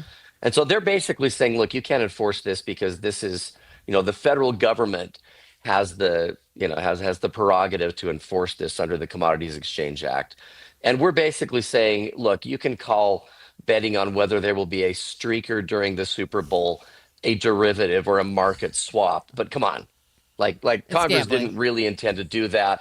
And there's no what we call preemption, where we basically get sidestepped by the federal government. And that was the argument. I mean, we spent 4 hours in federal court a few weeks ago arguing this case and making the case that no, Utah can do this. I mean, we're one of 2 states in the country that have a prohibition in the state constitution. Fun fact, the other one is Hawaii. But basically that's it. And so that's why I feel like our legal case is very strong in terms of why we should be able to enforce our gambling laws. And so anyway, basically the court said, look, the case is over, it's done, and Utah can in fact enforce its gambling laws. And it's interesting, Derek, because it did involve a federal lawsuit, but the judge looked very heavily on Utah law and said, I mean, like you said, we're pretty clear here in Utah that gambling's outlawed, and the CFTC isn't necessarily going to override that just because they say we can regulate this as a commodity. I mean, under Utah law, Kalshi can still operate in some respects, but when it deals with these specific type of predictions, let's call it what it is, sports betting, that's going to be illegal in Utah, at least according to this judge. Yes, and not only is it going to be, I would just add, it still is. Right.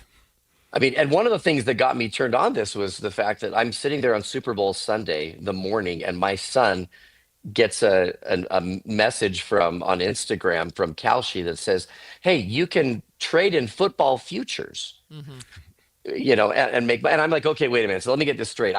You can't bet on the Seahawks winning, but you can trade on a football future in which the Seahawks win the Super Bowl, and I mean, as far as I'm concerned, they should have added a little, Absolutely. Yeah, they should have added like a winky emoji next to it. Yeah. Because the reality is, come on, if it walks like a duck and quacks like a duck, that's exactly what it is.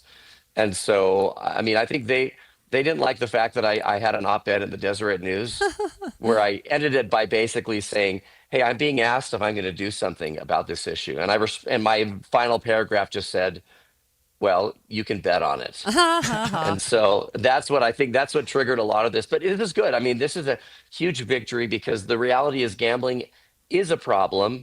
And the prevalence of gambling amongst our young boys, teenagers and early 20s in our society is skyrocketing. I mean, if anybody who's listening and you've got a 21-year-old boy or 20 or 19, you ask them if they're doing this or if their friends are doing this. And I promise you, they will almost certainly say, yeah, it's everywhere. Wow. So what are next steps then from your perspective? Well, that's a great question. I can only say so much, but we're definitely going to be considering moving forward. And what enforcement looks like is something that we're currently discussing with our team of lawyers. But we've got a great group of lawyers and legal minds looking at this, because this is also a question across the country. Utah is not the only state that is dealing with this. I just feel like Utah is very unique in terms of our history and our laws. And we're unique in the fact that amongst so many different states that are grappling with this issue, we have now registered a clean sweep in federal court, and so we're thrilled with that. And Holly, we'll look forward to, we'll do another update here shortly on the on your show when we have that information.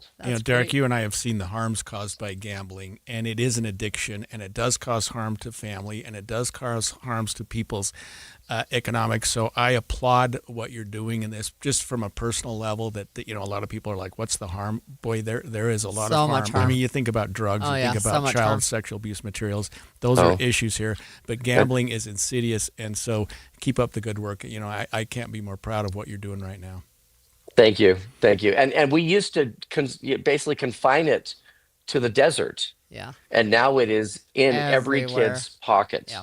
I mean, giving them notifications and alerts and scrolling. I mean, so yeah, this is a huge issue. All right. Thanks so much, Derek. That was Utah Attorney General Derek Brown. Up next on Inside Sources, ethics in elections.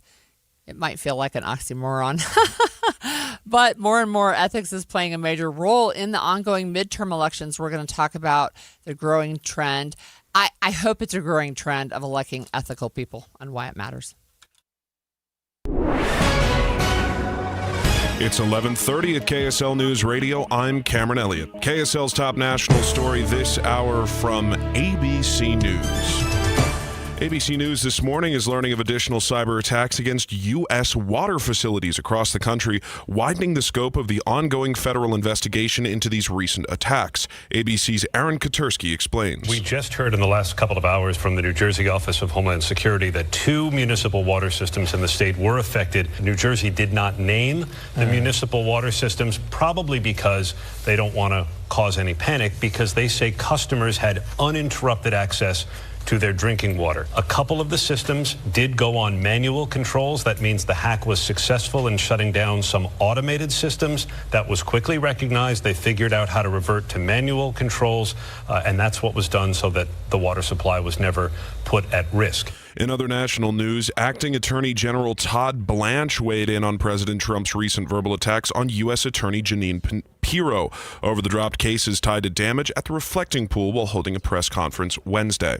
Blanche did not discuss the Reflecting Pool cases, but rather on Pirro's larger body of work. Judge Pirro is doing a great job, and our city, Washington, D.C., is a lot safer in no small part to her effort and the prosecutor's efforts that she works with. Taking a look at your money at this moment, we've got green on the Dow Jones. It's up 437 points. That's 0.8%. But the S&P 500 is down by a fraction of a point, and the Nasdaq is also down by 142 points. That's about 0.5%. The price of oil is down $1.27 to $74.50 a barrel. Coming up, we're looking at another scorcher of a weekend. KSL weather is next. KSL News Time, 11:32. Mornings are for recharging. And they're for starting your day right. We volunteer to join you in the car. Get news and weather at 102.7 FM during the most important part of your day. Andy and Amanda, each morning between 5 and 9 on KSL News Radio. And Doug. Hot dog! Get your hot dog! Customize and save with Liberty Mutual. Hey, what are you doing? I like your method. Direct. To the point. A little loud, but... Listen, people don't buy car insurance the same way they do hot dogs. Not yet, but both are customizable. Popcorn! Get your popcorn! Hey, this is a hot dog area. And customize and save area. Get a quote at libertymutual.com or with your local agent. Liberty, liberty, liberty, liberty. Sleep Number's new collections are designed to adapt to the changing nature of your life and your sleep needs. Whether it's the personalized comfort of the Comfort Mode mattress, the targeted pressure relief of the Comfort Next mattress, or the Climate Collection that actively cools or warms to help you fall asleep and stay asleep. And now, get early access to our biggest sale of the year. Save 25% on the new Comfort Next Luxe for a limited time. Only at a Sleep Number store or sleepnumber.com. Stolen Voices of Dole Valley, a gripping new podcast about a serial killer you've probably never heard of, Warren Forrest. If he had dumped two, you would have thought maybe there's another one. But now a witness, identified in the podcast, could lead investigators to Jamie Grissom. Binge Stolen Voices of Dole Valley wherever you get your podcasts and hit that subscribe button so you don't miss the latest breaking news in the case. Hey, Doug, what is it that you do? 'Cause everybody's buying a car from you. Hey, Doug. Roll into summer in a new Chevy from Doug Smith Chevy in Spanish Fork. We've got cars, trucks, and SUVs perfect for fun under the sun. Together, let's drive. Hey, Doug. Hey, Mammoth fans. The 2026-27 season tickets are on sale now. Be there for every goal, every hit, and every moment of the next season. Season ticket members get the best seats, the best value, and exclusive perks all season long. Call or text 801-325-PUCK. That's 801-325-PUCK to reserve your seats today. Don't miss a moment next season. Tusks up. Traffic and weather together brought to you by UCCU. You deserve to love where you bank. And here's Ricky Meese. Nice and quiet on the Valley freeways. Traffic moving along very well, but in South Salt Lake, we do have some lanes blocked, and we may have a full road closure soon. This is due to emergency road maintenance affecting traffic in both directions, 33rd South at 9th West, so just west of I-15. If you're going to be exiting I-15 to go westbound, be aware that crews are at that intersection and they'll try to direct you through. Since 1913, UMB Bank has stood beside businesses understanding what's at stake. Banking is a relationship built to last. Visit UMB.com. Bank deposit products provided by UMB Bank, N.A., member FDIC. Ricky Meese in the KSL Traffic Center. Today and tomorrow, temperatures are going to sit in the mid to high 90s before rocketing into the hundreds for the rest of the weekend. Then it's going to drop back down to the mid 90s on Monday with a 20% chance of rain. Right now, though, in downtown Salt Lake City, it is 82 degrees and sunny. I'm Cameron Elliott from the KSL Common Spirit Health Studios. Listen online at kslnewsradio.com. We're Utah's news, traffic, and weather station. The all-new Inside Sources. Inside Sources. Your inside access to the people and policies shaping Utah's future. Here are Greg Skordas and Holly Richardson on KSL News Radio. You know, it seems like every election season we hear people from around the country pleading more and more for ethical and moral candidates, but when push comes to shove and we're just calling out ballot, it seems like it's too much of a low priority. So one thing that's interesting, and I do want to talk about some of the research that we know about power, but this midterm election season, there has been a push for ethical lawmakers, but there have also been some consequences for people who have struggled in that area. Several candidates have resigned. Some more are under investigation for alleged conduct that was not ethical or moral. Yeah, and some of it just for conduct that was allegedly not ethical or moral. I mean, we had a senatorial candidate in Maine who withdrew based on a sexual assault allegation that he denied. So, I mean, obviously that dealt with his ethics, but he said, I didn't even do it. But rather than contest it, he bowed out. You know what I mean? There was a lot of stuff I there, know, but yeah. I mean, some people would have said, "Hey, wait a minute, I didn't do that." Yeah, I just think it's. I do think it's interesting. And look, when I referenced power, so there's some really interesting research, and I've written about this before. How power changes your brain. one of the parts of that is that people like to elect people that they do believe are ethical and moral. And I think we've kind of seen a movement away from that, where people are starting to say things like, well, I'm not electing my pastor. I'm not electing a spiritual leader. I want somebody who can, get stuff done for me. But the bottom line is, generally over time, we choose people that we like and that we feel like have our best interests at heart. And then it's sometimes after they get into power that some of these bad things are coming up. And I am gonna point fingers. I'm gonna point right now to Texas and to Ken Paxton. Ken Paxton is the Republican nominee for Senate in Texas. Ken Paxton owns 15 luxury houses across the country, including in Utah and in Hawaii. He has clearly been unfaithful to his wife. He is supposed to be an active Christian man who his wife said she would not have divorced him, but she had biblical grounds to do so, which is infidelity. He has been caught traveling around the world with his mistress, to whom he is not married, because I think the divorce isn't even final. I could be wrong on that. He was impeached. He has all of these things, and they're like, it's a race that's a close race. And it probably will be, and it could come down to whatever in that one. We could go even higher than that. It seems like sometimes people are willing to overlook things if there are other issues that are more important to them. For example, immigration was such a hot topic issue 2 years ago. Do you think the rest of the world looks at America and says, boy, that's the most ethical country? No.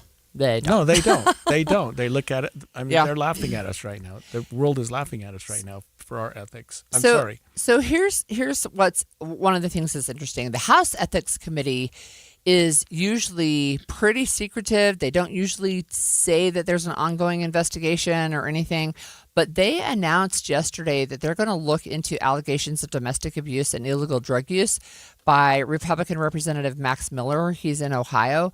This story has kind of been exploding because there are allegations of domestic violence that are so severe that his ex-wife feared for her life, right?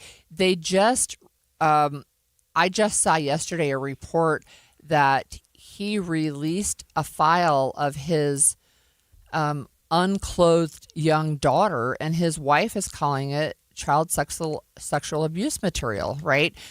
There are some things going on there that are just really, really serious. And we finally got Speaker Mike Johnson to weigh in because he had been saying it's a family matter. It's a family matter. I'm like, my dude, these are really serious things here. And he finally said, basically, he's going to let the process play out, but he thinks Miller is in trouble. And I teach ethics. I teach it at the law schools and throughout, and I represent lawyers who get involved in ethical issues. And it seems like what we do in this country very well is that we hold people in authority to a higher standard. In other words, what you just described with respect to this congressman would be different if he had a different career that didn't involve, and I don't want to call out any specific career, but maybe he's a welder or something like that. Certainly being an unethical welder is a bad thing, but it doesn't make you unfit for your job necessarily. Right. If I know. I get what you're saying. So sometimes we do look at things. We see judges, we see lawyers, we see professionals, we see our political leaders who get involved in ethical issues. Domestic violence is a bad thing. Domestic violence by a person who's supposed to be held at a higher standard is a really bad thing. And so I think that that's something that we do need to take a close look at. There was another case that came up too, and this is with Chuck Edwards. He's a Republican representative from North Carolina.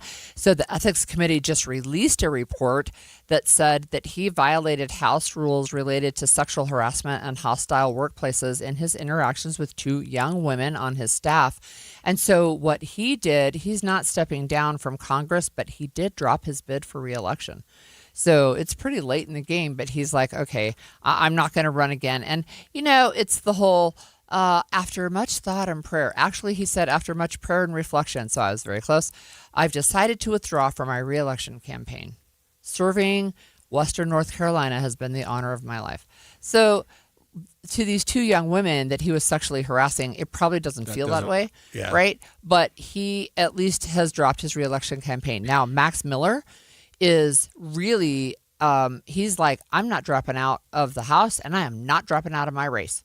But there's some stuff going on there where he may not have a choice anymore. You know, we're going to find out where our country is in terms of ethics and where they feel about morals at the upcoming midterm elections. Maybe we've had enough of what's going on with some of the, shenanigans going on. Let's face it, the recent inquiry of Dr. Fauci, no matter which side you're put on, is Fauci a dishonest, unethical person, or is Rand Paul, you know what I mean, for doing what they did? People look at those hearings and come to completely different conclusions on who was the unethical, dishonest person in that room at that time, and we would hope that we could. Ethics is to me, for the most part, fairly easy to determine. Who's the unethical person. Not necessarily that you disagree, but what's unethical is, to me at least, fairly clear to determine. Yeah, and the process is interesting because there has been, it feels like, some reluctance to allow ethics investigations to play out with really thin margins in the House. But I think with just the news this week that we're seeing at least a little bit of a shift in saying, with having Speaker Johnson say, hey, let's let this play out. It's going to take its own course instead of trying to say, well, let's delay until after. So I think that's important. I think it's important to note, too, that when we go to the ballot box to vote, it's like we do get to weigh in on the ethics of the people that we are casting a vote for. And it should be more than ever an important consideration in making decisions about who we vote for. I think it should be. Okay, well. Coming up on Inside Sources, mix and match, spick and span, abate and aid. All those sound kind of wrong. It's match and mix. Yeah, match and span and spit. That's because I was reading the way I thought I was supposed to read them backwards. backwards. They don't sound right. When we come back, we'll clear that up and I'll do a better job. Stay with us. This is Colin Keary from the New Millennium Group. Have you ever had a question for your financial advisor only to find out that the next available appointment is months away? At New Millennium Group, we believe that financial advice should never be limited to once-a-year review meetings. Life happens every single day. Markets change, retirement questions come up, family situations evolve, and when they do, you deserve answers. That's why we pride ourselves at the New Millennium Group on being accessible when our clients need us most. Whether you're wondering about your investments or a major life decision, our team is here to help provide guidance. We're not interested in being the firm you hear from once a year. We want to be your trusted resource throughout your entire retirement journey. If you're looking for a financial team that values relationships, communication, and responsiveness, we'd love to meet you. Give us a call today at 888-999-6370. That's 888-999-6370, or visit us at utahsfinancialplanner.com. More than 50 million Americans suffer from a form of mental illness. And Utah isn't immune, with nearly 1 in 3 people dealing with anxiety, depression, or another form of mental illness. But there's hope. We can all take action to keep ourselves and our loved ones safe. That's why KSL has teamed with the Huntsman Mental Health Foundation to bring you hope and help you thrive. It's Healthy Mind Matters. Find out more at healthymindmatters.com. This is the story of the one. As a maintenance engineer at a beverage manufacturing plant, he starts his day knowing every line is ready to run because Grainger delivers the industrial-grade products he needs to keep mixers, conveyors, and packaging equipment moving. With Grainger's vast selection of bearings, belts, and motors, he keeps operations running smoothly, so nothing grinds to a halt. Call 1-800-GRAINGER, click Grainger.com, or just stop by. Grainger, for the ones who get it done. Sleep Number's new collections are designed to adapt to the changing nature of your life and your sleep needs.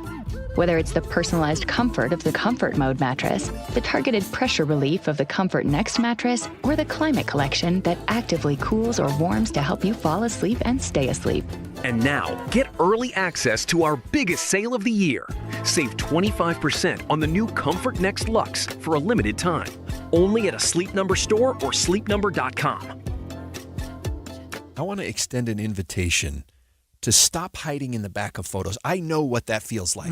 How long can you hold your breath for the photo before you finally have to let it out? Yeah. You don't have to do that anymore once you go through Soda Diet and Nutrition, because they will change how you look. I let go of 70 pounds in 5 months. And I let go of 37 pounds in 3 months. And I remember when I used to wear jackets even in 100 degrees in the summer because I wanted something to cover my waist. Do you know how fun it is to be able to tuck a T-shirt in? This is the simple things in life. Tucking a shirt, wearing shorts, and not feeling, self-conscious is awesome. Putting a belt on that goes right below your belly button where it's supposed to go? Yeah. I didn't know that was possible. And then it was because of Soda Diet and Nutrition. Right now, you can get 4 weeks for free by calling 866-800-SODA and just mentioning KSL. But the time's running out to take advantage of this, so call 866-800-SODA, mention KSL, and get 4 weeks free because Soda is, say it with me, Amanda, state of the art. This is Derek Miller speaking on business.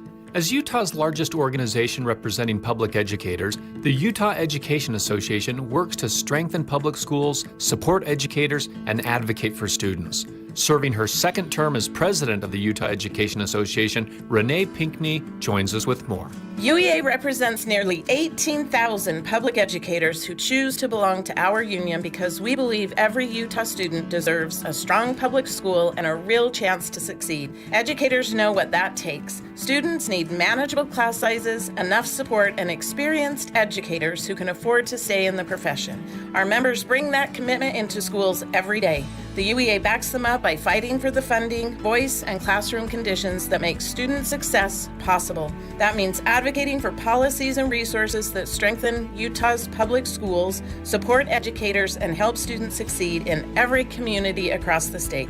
It also means ensuring educators have a voice in the decisions that shape their profession, their classrooms, and the success of the students they serve. At UEA, we believe every student deserves a strong public school and every educator deserves the respect and support to make that happen. By giving educators a voice and supporting strong public schools, the Utah Education Association is investing in Utah's future generation of learners. To learn more, visit myuea.org. I'm Derek Miller with the Salt Lake Chamber, speaking on business. Any Hour Services can help unclog any drain in your house. Whether you have a backup, a clog, or a slow drain you want fixed, call Any Hour Services or visit anyhourservices.com. Inside Sources. Okay, Greg, listen to these phrases and then you tell me what's wrong with them. Jelly and peanut butter. Stones and sticks. Clyde and Bonnie. Did those sound right to you? No, they all sounded wrong, as I was supposed to do in the lead in here. They're all backward. And so they don't even make sense. They don't even...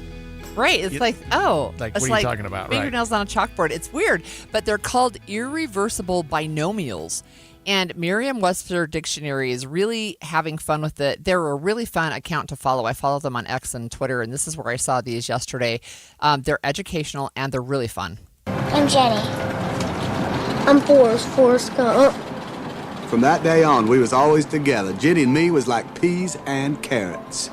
That's my favorite one right there. Peas and carrots. Forrest But it would Gump. sound weird if you said carrots and peas. Right, yes. So it's so interesting because this is what they were teaching us online yesterday. The order is so fixed that the phrase becomes a standard part of the vocabulary. And there's not one reason that determines order, but there are some patterns. So here's some with alliteration. Rock and roll. But imagine if you did it the other way. Roll and rock. We would not do that. Right, yeah, right. No. Stones and sticks. Bees and birds. Right? Match and mix. Right.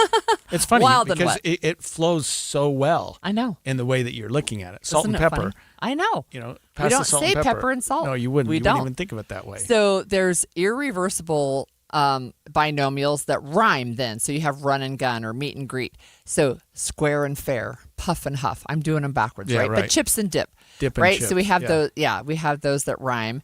And then there's some obsolete words that you find in irreversible binomials. So vim and vigor. How often do we talk about vim? Or what does that mean? I know, right? Right. Or spick and span or aid and abet. Right. So, and then not all of them will use the word and. You can have worse or better. Yeah, better or worse. Right. Yeah, you can use the word or in between. Right. Lose or win. Win or lose. Sink or swim. Right, now or never. Yep. So and then there's some that they call trinomials. Whoa. So animal, vegetable, Mineral ear, nose, and throat. hop, skip, and A jump. red, white, and Blue. Okay, there we go. Right, and then we do it with people too. We do it with Lewis and Clark. Can you imagine Abel and Cain? Yeah, it wouldn't you would even know who they're talking about. Even right. Adam. Yeah, I like right. even Adam, but No, but you still Right. wouldn't. Right. You'd have to think about it. Bonnie all right. and Clyde. So, and then this is how they end it. We hope you enjoyed this sweet and short thread. Right. So it's just interesting. I didn't know that they It's had fun. a name. That's and a lot they of do. fun, yeah. Yeah, they do. So I What have. are they called? They're irreversible binomials. Right. Right. And I think sometimes you get that with people who are not native English speakers because they haven't picked up on those yet. Right. It's some of those turns of phrase that we know it sounds wrong, but we can't maybe identify why. I just think it's interesting. Right. All right. Today is August 5th, and it is Work Like a Dog Day. Now, if I say that to you, what does that mean to you in your head, work like a dog?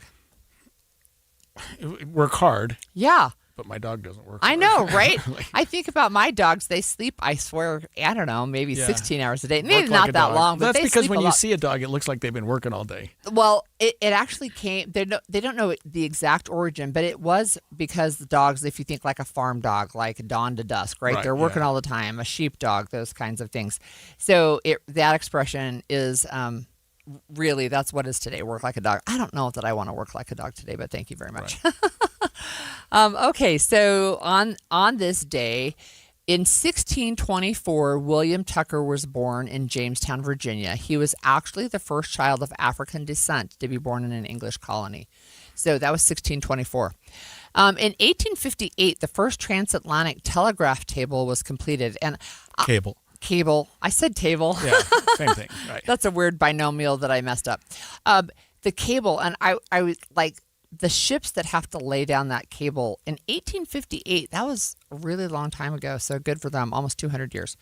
In 1861, this was interesting to me. Abraham Lincoln imposed the first federal income tax. Did you know that? I did not.